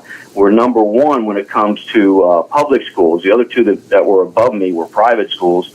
So we're doing really good things over here. That's what that means. That's based on statistical information on graduation rates, income earning, job reliability. All those things go into consideration when you get nominated for those things or on those lists. And it's something I really want to toot our horn on, because I'm very proud of that. That was a great accomplishment for here in little old York County to hit the national map like that. And very prestigious, too. And I would dare say, Vance, that one of the things that we're seeing changing right now is learning. We used to see the public education model, and, now people are looking for, especially with higher education, people are looking for jobs that pay right away. Because we're seeing more and more university numbers are going down, colleges are going down. You look at the PSAC colleges here in the state of Pennsylvania, numbers down, way down. And you're providing an opportunity right here to have those numbers come way back up, because with less education, I wouldn't say less education, with less time on education and really focused in, you're able to get people out there and working and get them out of the workforce right away. And that is a real credit. And again, top 250 in the country. Are you kidding me? this isn't just a hidden secret anymore. This is a thriving business and a way of educating yourself that you can get back into business, get that paycheck out there, support your family, at the same time do something that's really meaningful. Yeah, I mean, minimal time invested, right? Minimal money invested. Absolutely high wage earning income potential, and a career that you can use forever. Take it wherever you want. All these credentials float with you, whether it's healthcare or CDL or heavy equipment operator. All that stuff goes with you. You want to move, to California, Hawaii, whatever. All those credentials go with you. You can find a job, go land it, and make a great living for yourself and your family. Ladies and gentlemen, they are getting it done right now. We're at York County School of Technology, the Adult and Continuing Education Center. Vance Miller with us this morning, who's the guy that's the head of that, and he's the director.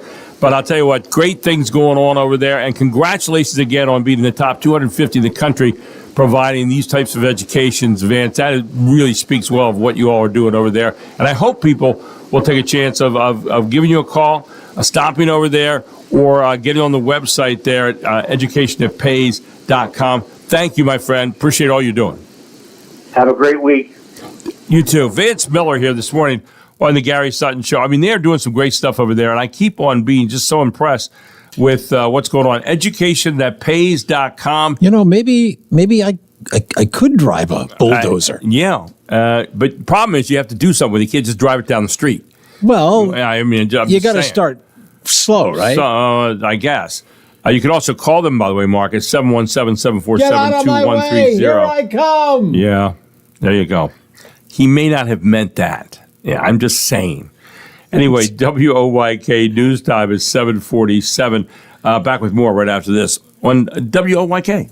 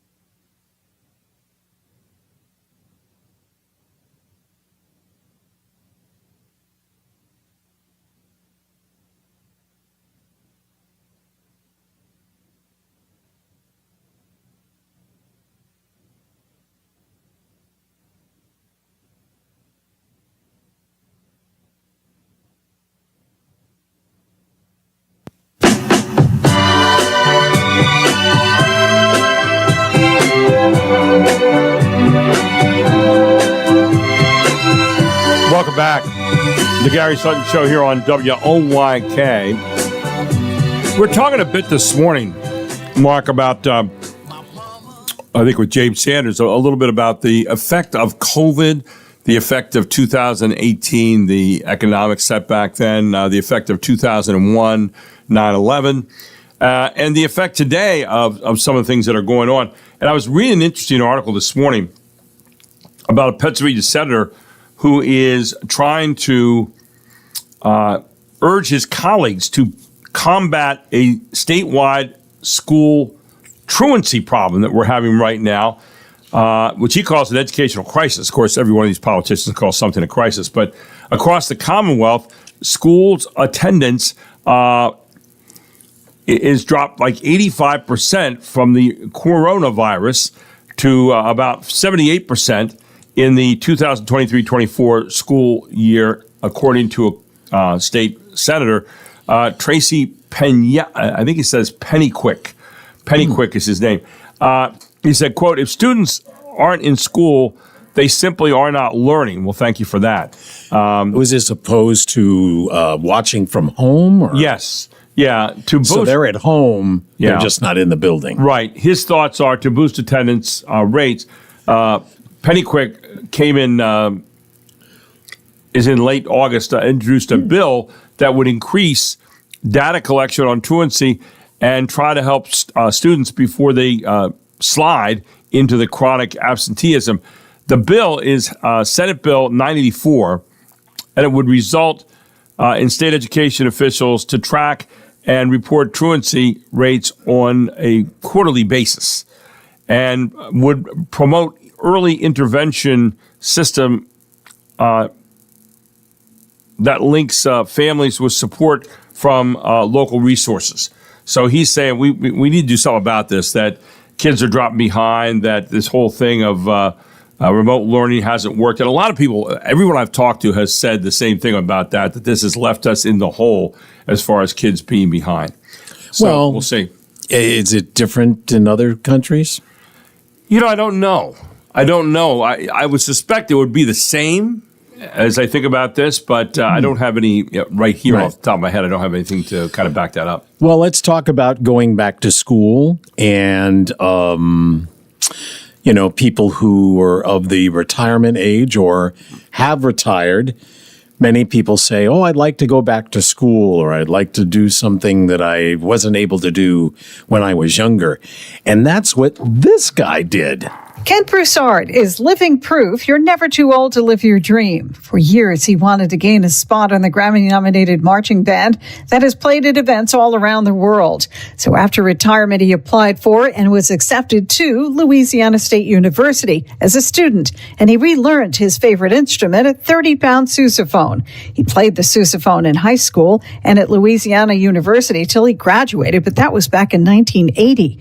Last weekend, he took to the field of Tiger Stadium during the football team's home opener and became the marching band's oldest member ever. Broussard saying, "I'm just a 66-year-old guy who wants to play music." Sue Guzman, Fox News. Well, a new guy has joined the race to beat Scott Perry. His Dauphin County Commissioner Justin Douglas has just filed to try to run against Scott Perry for that seat that has been held, the 10th congressional seat, for a while now by the legislator. On the candidate ballot currently listed on the FEC's website, Douglas joins fellow Democratic candidate Janelle Stelson, who just barely lost to Perry last time around. And Janelle Stelson would be joining him to try to fight back. And we'll see what happens there. But he is a Dauphin County Commissioner, Justin Douglas. Keep his name out there. So he and Janelle Stelson have stepped up so far to run. Perry has served since 2013 and successfully rebuffed Stelson's challenge in 2024. And Eugene D. Pasquale. Eugene Pasquale before that. Now, Douglas has worked as a Dauphin County Commissioner since 2023 and was named chairman of the board in 2025. He also served on the National Association of Counties, that's NAC, Justice and Public Safety Steering Committee, and the County Commissioner Association at Pennsylvania Courts and Corrections committee. So he's been very accomplished. Assuming that Julie Wheeler probably knows him. I suspect she does. They all kind of work together there. Yeah. So he has thrown his hat into the mix here, and it'll be interesting to see where he fits in here in the long run. That'll be the primary. And that'll be the primary, correct, yeah. So let's talk about the summer. Heat is probably over. We might have 1 or 2 really hot days left, but it was a hot summer. And apparently, according to this study, there are repercussions for Americans. When the temperature rises, Americans, especially those with less money and education, drink lots more sugary beverages and eat a bit more frozen desserts. That amounts to more than 100 million pounds of added sugar consumed in the nation per year compared to 15 years earlier. This is all according to a team of researchers in the U.S. and the United Kingdom. When temperatures go between 54 and 86 degrees, the amount of sugar the average American consumes goes up by about 0.4 grams per degree Fahrenheit per day. John Saucier, Fox News. I'm trying to figure out if that is news. Well, I think it is, yeah. Probably. Well, I mean, when it gets warm, you're not eating popsicles when it's cold. You're not probably drinking a lot of soda. But if it's hot and you're, overheating, you're going to drink, probably cold soda. And, could be. Yeah, that's what I'm guessing. Another interesting story, which I think we have time for, it has to do with tech news. So check this out. Apple is expected to present a bunch of new iPhones today. They will all be listed as iPhone 17. One of the new phones is rumored to be an exceptionally thin smartphone labeled as iPhone Air, a brand seen before with thin iPads and MacBooks. Other rumors are for brand new Apple Watches, AirPods, a 4K Apple TV device, and an upgraded HomePod speaker. The presentation will stream live from the Steve Jobs Theater at Apple Park, the company's headquarters in Cupertino, California, and starts at 1 p.m. Eastern. Eben Brown, Fox News. Probably have the details tomorrow morning. And finally, we want to remind you that this hour has been brought to you by Trish Hauser, State Farm Insurance Agent. They're located at 1865 North Susquehanna Trail right here in York. 717-848-4336. Insurance agency offering from cars to homes to life to the renter's policy. And they just do a great job for you. Give them a call today at 717-848-4336. They're open 9 to 5, Monday through Friday, and they are ready to help you today. Trish Hauser, State Farm Insurance Agency. When we come back, we're going to check in with Eugene DePasquale on some of the things that are going on. That'll be at 8:35, and then at 8:05, Jamie Norpel on the York County Collaborative Safety Collaborative. Yeah, Safety Collaborative. I'll spit that out. All coming up here when we come back on the Gary Sutton Show on WOYK. So glad you joined us this morning. Don't forget tonight we have Revs Baseball. That starts out at 6:10. Let's see. Daryl and I will be there on that, and then we'll start the first Pipsy. We'll spit that the first pitcher at 6:35. All tonight on the WOYK. I'm Gary Sutton, back with more right after this. It is 8 o'clock.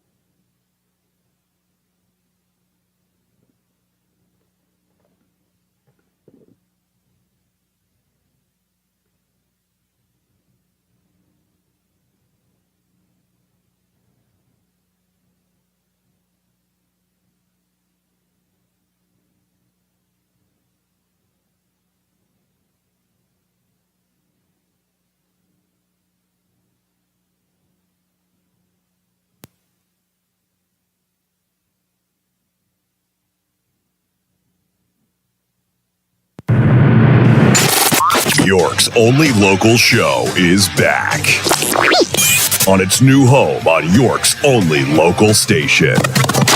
Guess who's back? Back again. This is the Gary Sutton Show on WOYK. I'm back. Now, broadcasting live from WOYK's downtown York studios inside Wellspan Park, here's Gary Sutton. And I need a sound.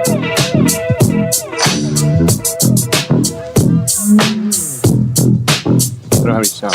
There it is. Welcome back to the Gary Sutton Show on WOYK. Just lost you there for a second. It is 8:05 here on a Tuesday morning. It's the 9th of September here in 2025. I am Gary Sutton, and glad you could join us here on the Gary Sutton Show on WOYK. This hour, well, actually every day, it's the presenting sponsor is Barley Snyder Law Firm. With offices throughout Pennsylvania and Maryland, the firm's more than 130 attorneys provide innovative and effective representation to a wide range of clients across a variety of fields, 29 in fact. They distinguish themselves by focusing on, excellent client service, true commitment to their communities, and a reputation for results. Barley Snyder, attorneys at law, right here in York. They're at 100 East Market Street. You can call them at 846-8888, and they're open 9 to 5 every single day. This hour of the Gary Sutton Show is brought to you by York Computer. That's right, York Computer, formerly York Computer Repair, is at 2069 Carlisle Road, right here in York, PA, 17408. They're out in the Shiloh area of York, and you can find them at yorkcomputer.net, open Monday to Friday, 9 to 5. You can give them a call at 717-739-9675. You can also find them at help@yorkcomputerrepair.com, but yorkcomputer.net is their main place you'll find them, yorkcomputer.net, because it feels good to have peace of mind. They're like a digital lookout, if you will. They're constantly looking and making sure that you are taken care of, that you are guarded, okay? Kind of like the York Safety Collab does. Jamie Norpel is the head of that, and York Safety Collab is one of the places we are very proud of. Good morning, Jamie. How are you? Hey, good morning, Gary. I'm doing great. How are you doing? Well, I'm doing pretty well. Good to have you aboard today. And so what's the latest here on the York County Safety Collaborative we need to know about? I was thinking a lot this past week on the responsibility of police to share information with us. Right.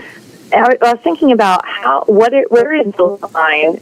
Because on one hand, how safe I am, but on the other hand, people criticize the news for always reporting on the bad, right? Right. So I was thinking about police and how updated should they keep us?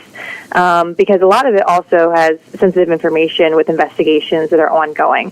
So I reached out to Matt Bloom. He's the founder of Crime Watch, which is a national company at this point. It's in 18 different states. It actually started right here in York County, and the majority of police departments in York County use it. And what Crime Watch is it's a play, and hopefully a lot of the users can go on and check it out. It's just crimewatch.com. I type in York County, PA, of course, before that.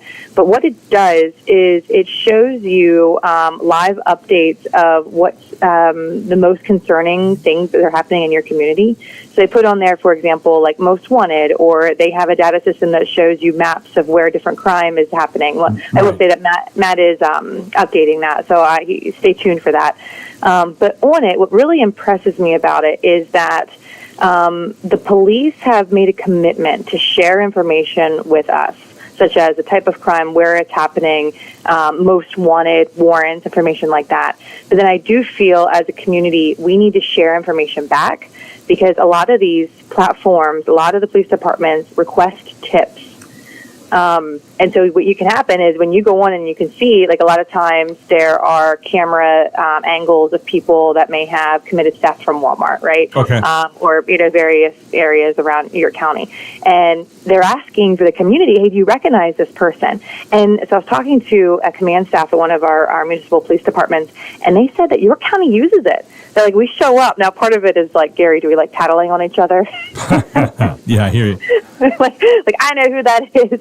But the police actually use it. They use it to, stop crime and go out and figure out who the people are breaking the law and apprehend them. So I just think it's a great tool that we need to use more in York County. How do we integrate that a little bit more from your vantage point, Jamie, to use it in a practical way that's going to make some sense for York County? Well, on one hand, I think a lot of people turn to Facebook to share information, which I'm not, criticizing. I do think Facebook has a good platform. But the problem is Facebook changed the rules a few years ago where anything posted is controlled by Facebook. So if a photo gets shared, it gets shared 100 different times. It's on 100 different pages. So if the police find, let's say there's a missing child, if the police find the missing child, now how is the public updated on that information, right? Because it's on 100 different sites and you can't control it. Whereas on Crime Watch, the police then keep people updated, so it's a up-to-date resource. Another issue is that let's say someone in my family got a DUI and their mugshot was posted all over the internet. Right. I don't want that family member to then be crucified their entire life for a mistake that they made, when they were 21 years old. Right. And so what's also interesting about Crime Watch, too, is that when they post the mugshots, they have a little tiny imperceptible icon that they place on it. So then after the person has been apprehended, or even after their record has been expunged or they serve their time, it scrubs the internet of that photo and removes it. And then we're not constantly criminalizing people for the wrongs they did after they served their time. So I do feel like as a community, we should start using this resource instead of just always going to Facebook, not to mention the comments sometimes in Facebook. Yeah. There's good times for information sharing in the comments, and then other times it can just get crazy. Crime Watch has a little bit more of a back-end control system where the police are able to filter what gets out and then what's kept private. So you basically commit the crime, you pay your penance, you get out of that, and what is happening here with that then is you say, okay, now that gets scrubbed. Okay, that person, Right. They served their time, they did what they were supposed to do, they paid the price, and now we move on with life and we knock that off and you kind of start a new chapter. Is that a fair way of looking at it? Yeah, exactly. Especially like if a youth commits a crime. Now, I'm not saying we don't hold them accountable, right? But like if let's say a youth commits a crime and then they change their ways and they improve and they start being, they benefit society. Like I don't think their mugshot should be out there for everyone to see for all of time, forever. I don't think we should be judged constantly for our worst days. So that's a feature that I think Crime Watch does that is just really, really well. Also, shout out to the detectives in New York County, Right. and again, the information sharing. The average clearance rate of homicides across the United States is 50%, which is quite alarming. That means, you have 50-50 chance of your, murder or not getting caught in the United States. But here in New York, it's 80% as our clearance rate. So we're well above the national average. And, I think a large part of that is not only our top-notch detectives, but also as a community, like we don't want crime here. And so we share information, and I think Crime Watch is a great platform for us to, really help the police out in that way. It sounds very complete. I mean, it sounds like you're catching a lot of things and, not allowing people to cut corners there to commit crimes that are going to be habitual to what's going on.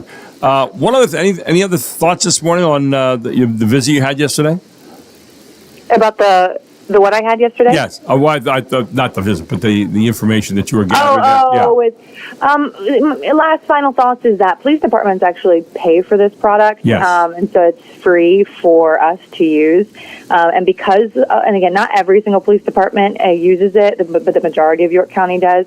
I do think that it's nice because police departments are paying for it, there's no commercials and content is not being created for revenue.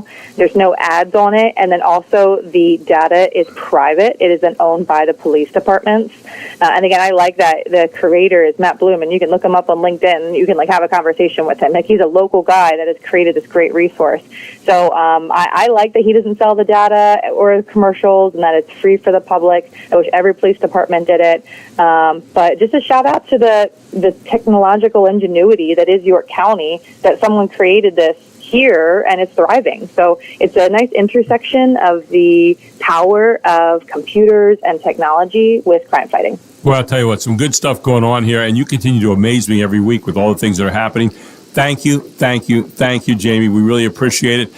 York County Safety Collaborative, Jamie Norpel with us this morning. And Jamie, have a great rest of the week. Thanks, Gary. You too. See ya. Thank you. Jamie Norpel here on the Gary Sutton Show on WOYK. You know, Jack Giambalvo Family of Dealerships has been around York here for a long, long time.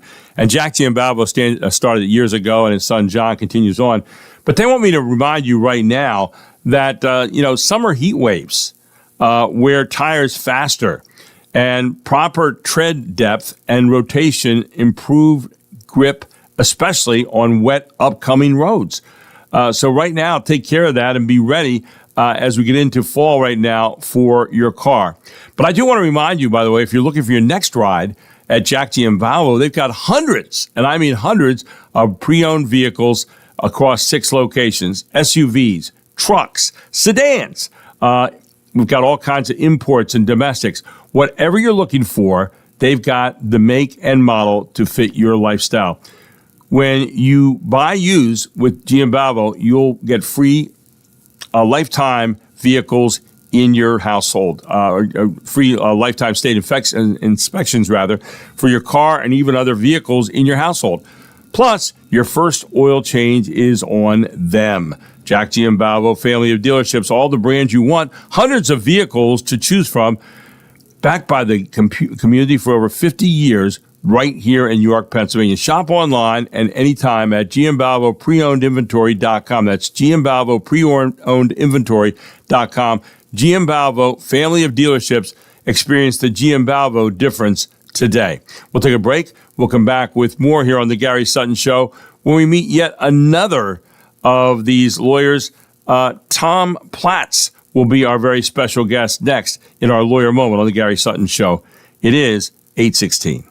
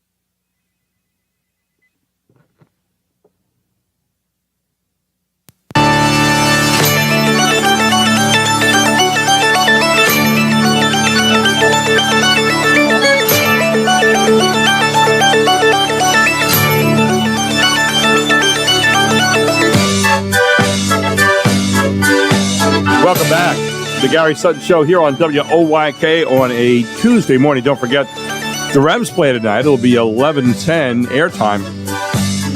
At 11:30, first pitch here as they play Staten Island tonight. Daryl and I will be bringing you all that here on WOYK. But come on out tonight and enjoy the show that the Revs have been providing here lately as they've been playing some great baseball.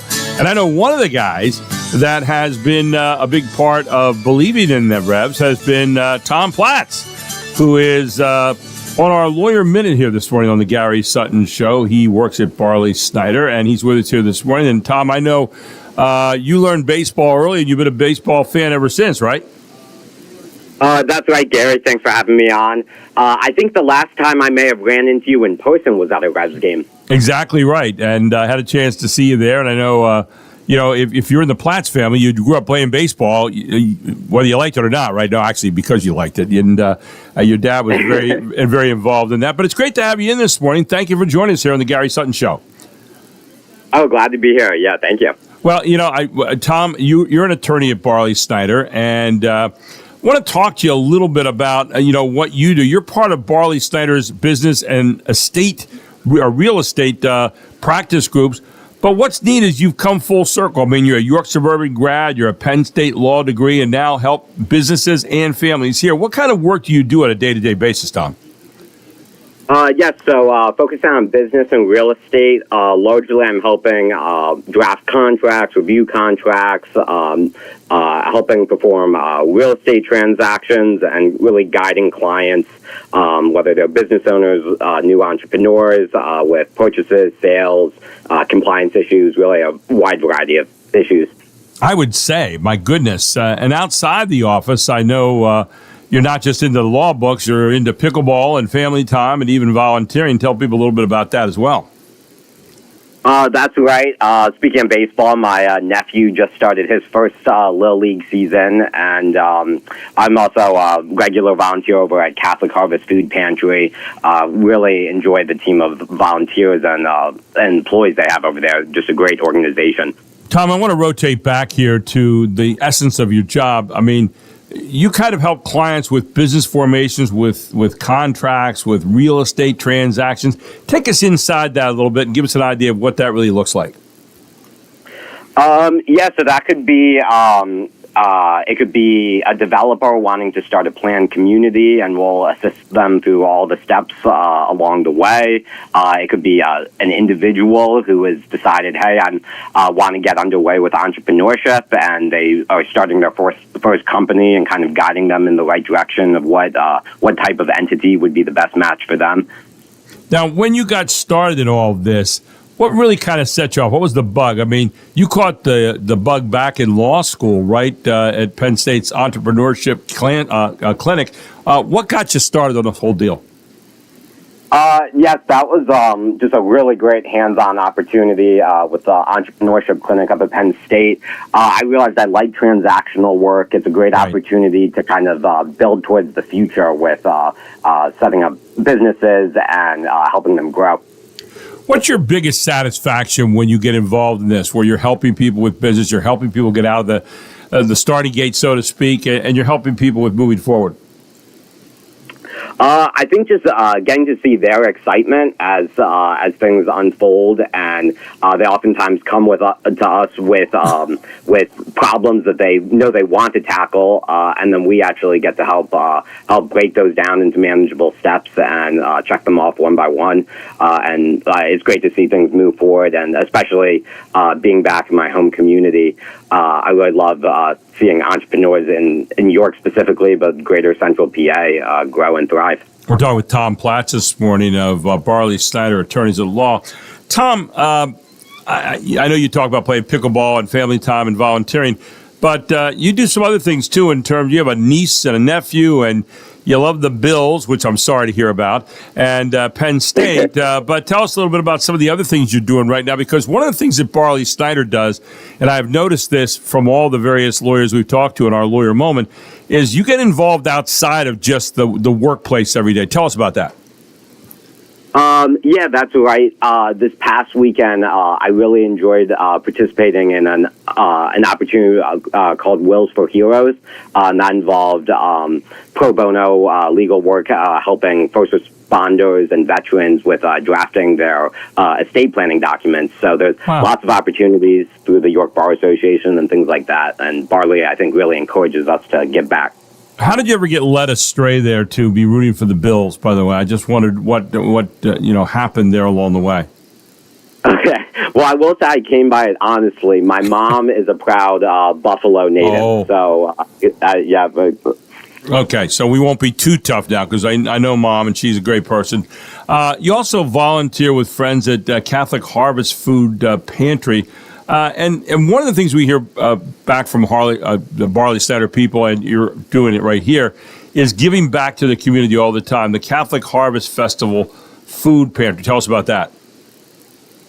Yeah, it's a great organization located right downtown on East Market Street, and they help pretty much families in need of food support throughout the community, and they do it in a really special way where they tailor what they provide to families based on their specific needs and give them a lot of kind of options and what choices they how we could best assist them.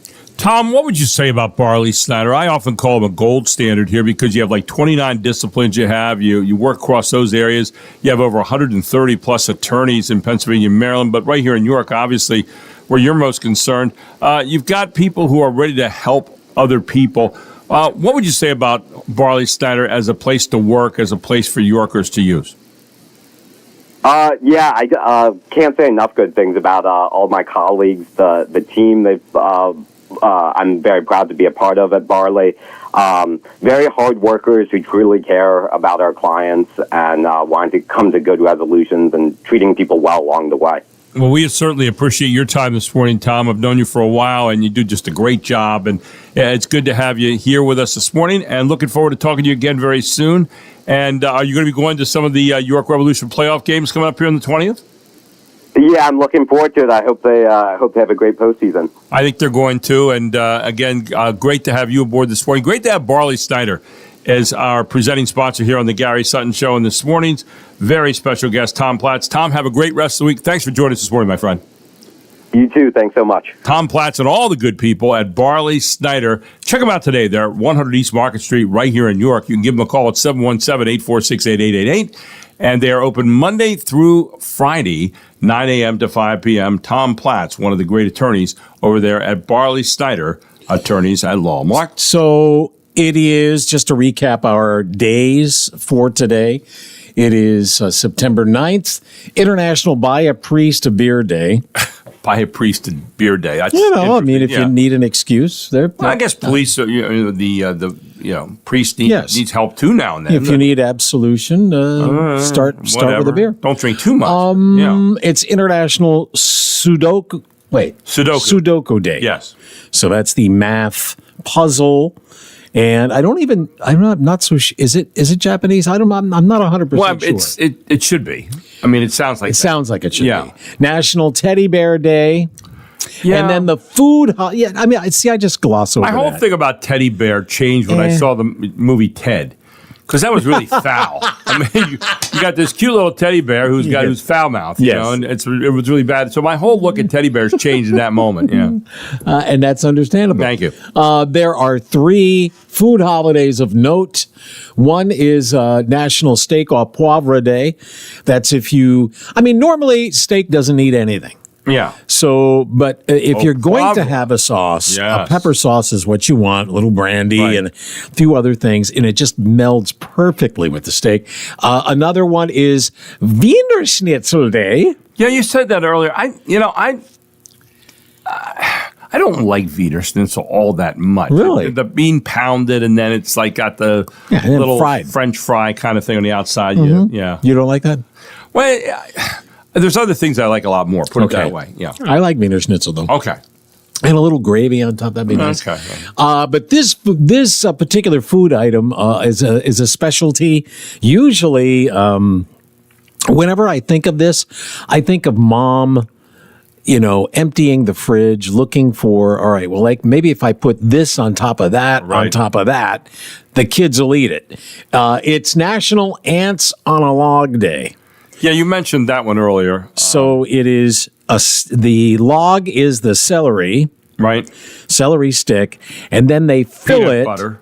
with usually peanut butter, but Sometimes cream cheese. Cream cheese, and I've also read ricotta cheese, and then the ants topper. are raisins. Yeah, which is frankly disappointing. I would agree. Yeah.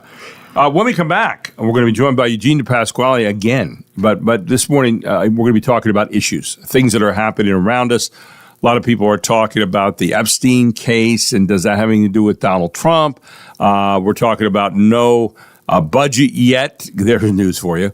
And what do we need to do about that? And a little bit more about what we need for our Republican and Democratic parties. What do we as citizens need from them? This hour being brought to you by York Computer, 717-739-9675, yorkcomputer.net, because it feels good to have peace of mind. They are our sponsors here for this hour, and you get a chance to meet Walt Oakham later on this morning at 8:45 or 8:54 rather, right here on WOYK. We take a break, back with Eugene DePasquale right after this.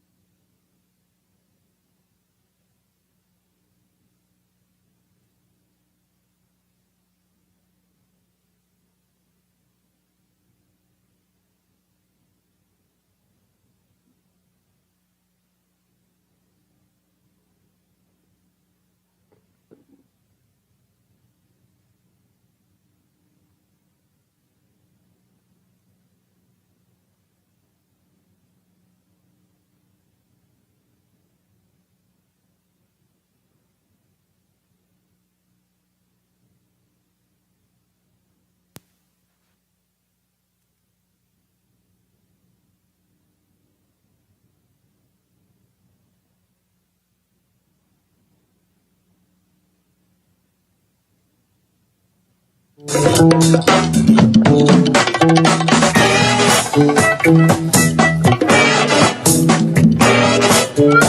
like Superfly. It is. Isn't it? Curtis Mayfield. Yeah. And just like the grinding kind of bass look. He had. Was he a member of the Temptations? You know, one of those groups. He might have been. The Impressions, I think, was his. Impressions. There you go. Yeah, the Impressions.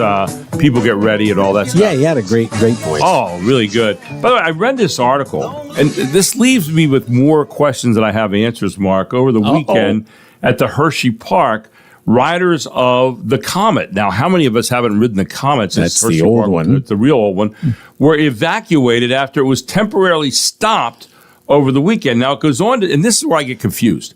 It goes on to say, according to a park representative, the Comet was momentarily stopped due to an quote-unquote unrelated off-ride guest issue. So Unquote. Somebody threw up in the line? You know, see, there's why. Now, it opens up an entire array of what might have gone on. This happened on Sunday. The representative confirmed that there were no mechanical or operational problems with the ride. There may have been some mechanical or operational problems with the person, but Yes. I don't know. Guests riding the Comet at the time of the incident were safely escorted off the ride without any issue, the representative said. The ride was open shortly after the incident. Yeah, maybe it was somebody in line had an issue, or maybe the issue was with the person operating it. And because why else would you take people off the ride? Yeah, I don't know. I mean, I don't know either. You know, I do know. Although why. I was broken ride. That could be a No, reason. that's not it. A broken ride. But they did so. Now, in honest disclosure, reopened they them. said it wasn't operational. Right. It wasn't anything with Yeah. that. So you kind of think, somebody got sick. Somebody got afraid. You know, have you ever seen somebody maybe got on the ride that was afraid to go on and got on there and started Could be. screaming Yes, and there's freaking another. out? Yes, freaking out. Right. But see, I hate stories like this where they don't have Right. an ending. They don't let you know. Why didn't they Here's ask? what happened. You know what? I have some friends there. I'll ask. The next question is what I'm always in favor of. I will do that. With that, we bring in Eugene Pasquale this morning, who's becoming a regular here every day. And good morning, Eugene. How are you? Hey, doing great, Gary. How are you doing? Great to have you in. Of course, Eugene, the former Auditor General, and now the Pennsylvania head of the Democratic Party as of Saturday, and joins us here this morning. So I'm reading a lot of these things right now. I want to look at the national scene first. I'm reading a lot of these things about Epstein and Trump sending him a note of congratulations for his birthday and putting some stuff in that people are reading cryptic, and apparently put a little picture in, but Trump said it's not him because he never made pictures and all this stuff. This is not the first time we've heard this. This was out before, but here it is again. And I'm just wondering if there's anything to be made out of this right now. You know, the idea that people want an end to this Epstein stuff is, I think, kind of universal. And yet at the same time, the president has cast kind of a pall on that by saying, well, you've got all the stuff you need, nothing to be seen here, and so forth. This is where I think politicians get into problems, when they don't just come clean and say, okay, there's nothing here. Here's all the stuff. You take a look at it. You tell me. What are your thoughts on this whole thing? Well, to me, there's clearly something he doesn't want us to know here. Yeah. And during the campaign, he promised to release the files. Now, He did. my opinion has been from day one, I don't care if it's Bill Clinton or Donald Trump or whomever, release them and let the public know, because what Epstein did is totally disgusting. What they've done to people's lives, etc., and people should be held accountable for that. Right. The thing that's weird about Trump is all the other political things that he survived. I can't imagine how bad it would be to bring him down. So to me, it's like, if I were him, I just want to get this thing over with. Yeah. Well, that's kind of where I'm looking at it. I'm thinking, well, why don't you just say, hey, nothing to be seen here. Here's all the stuff. Nothing left. All the information. We're not even deciding what information means anything here. We're getting it your way. Now, I've thought about it, and I've read different things. Ghislaine Maxwell has said, well, there's nothing there for Trump or anything like that. And yet at the same time, I'm wondering if this goes to another topic, which is all the wealthy people that could be affected by this, that there's a class of people that Trump, despite Republican or Democrat or anything else, feels like he needs to help protect. That has come up in my mind. What about you? I'll say it until it's released. There's a reason he doesn't want this out there. Right. And I'm not convinced it's because there's some smoking gun on him, but there's a reason why. And if that's the reason, that again, what you just said there, that again goes to sort of the part that whether you're on the left or the right, people get ticked off about the power and people in politics. Yep. That is, they get away with stuff that average, everyday people would not only not get away with, go to jail for a long time for. So if that's the reason, again, to me, and I think most people are on the same page. Release it and get it over with. Whatever in there, people should know and move on. But if he is protecting sort of donors and that type of thing, that just makes it all the more disgusting, in my opinion. Yeah, I agree with you because the stuff that happened here was really filthy, was really horrible. I understand. We're talking about preying on not just younger women, right. Little girls. Teenagers. I mean, younger than teenagers. I mean, we're talking about 13, 12-year-olds, that kind of thing. Really sick stuff. And when you read the whole thing, and I've seen a few of the different films about this, it just makes you sick to your stomach. It really does. It just makes you sick to your stomach. But anyway, moving on, I wanted to talk to you a little bit this morning, too, about the lack of budget.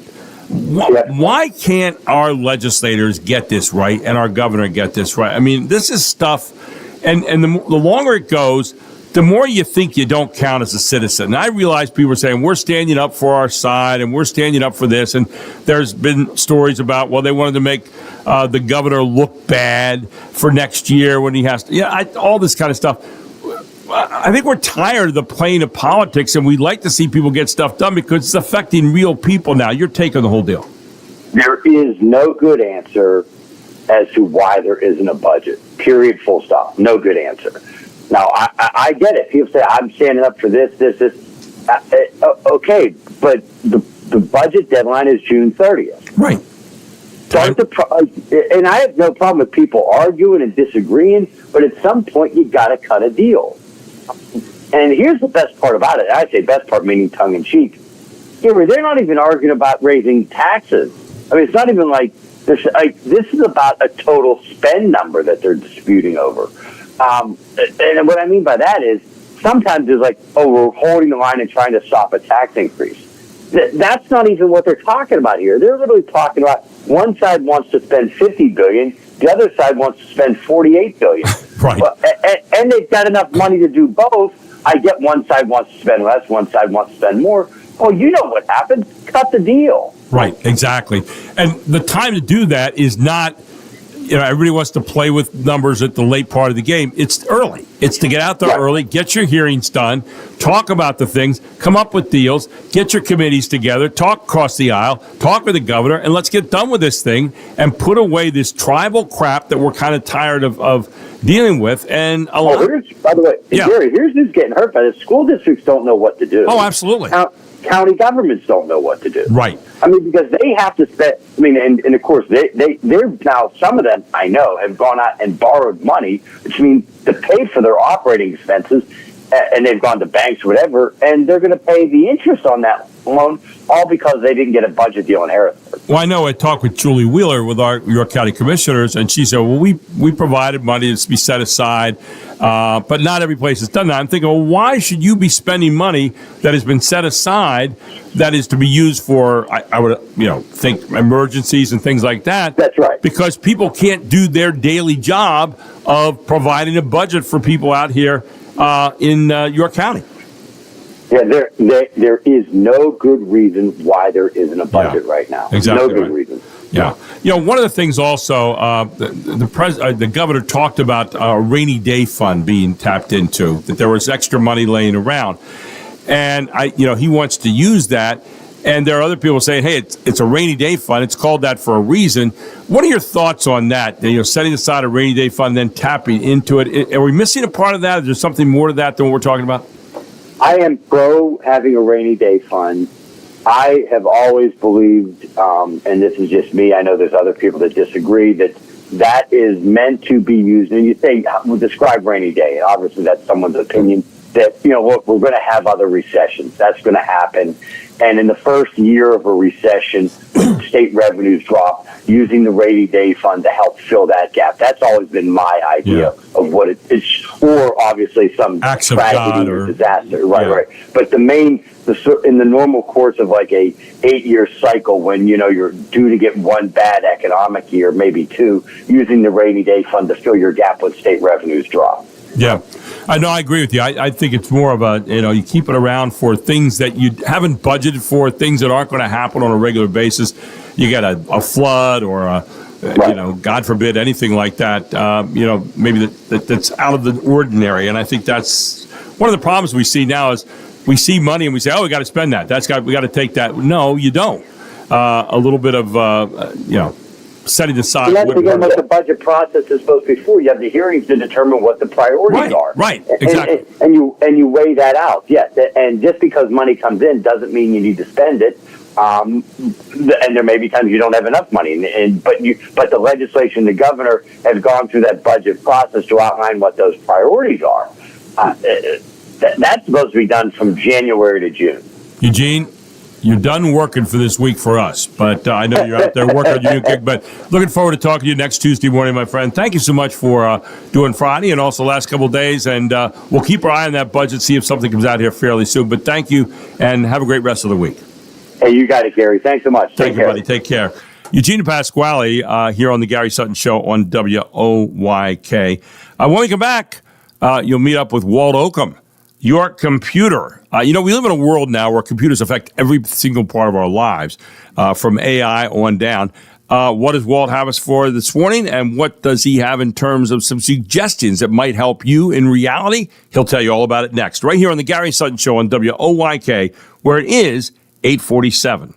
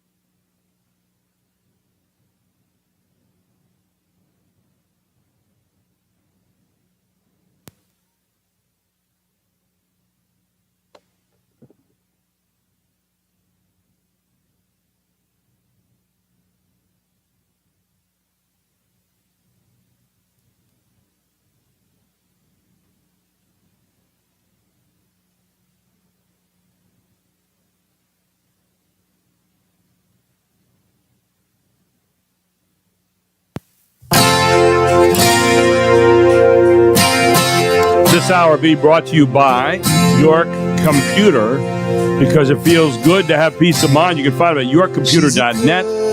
Give them a call at 717-739-9675. That's 717-739-9675. They're located out at 2069 Carlisle Road right here in York, and they're open Monday to Friday, 9 a.m. to 5 p.m. And joining us this morning is the president of York Computer, Walt Oakham. Good morning, Walt. How are you? Hey, doing great, Gary. Glad to be here. Walt, we live in this world of computers. Whether we like it or not, people can try to run away from them, and yet every day they're more and more a part of our lives.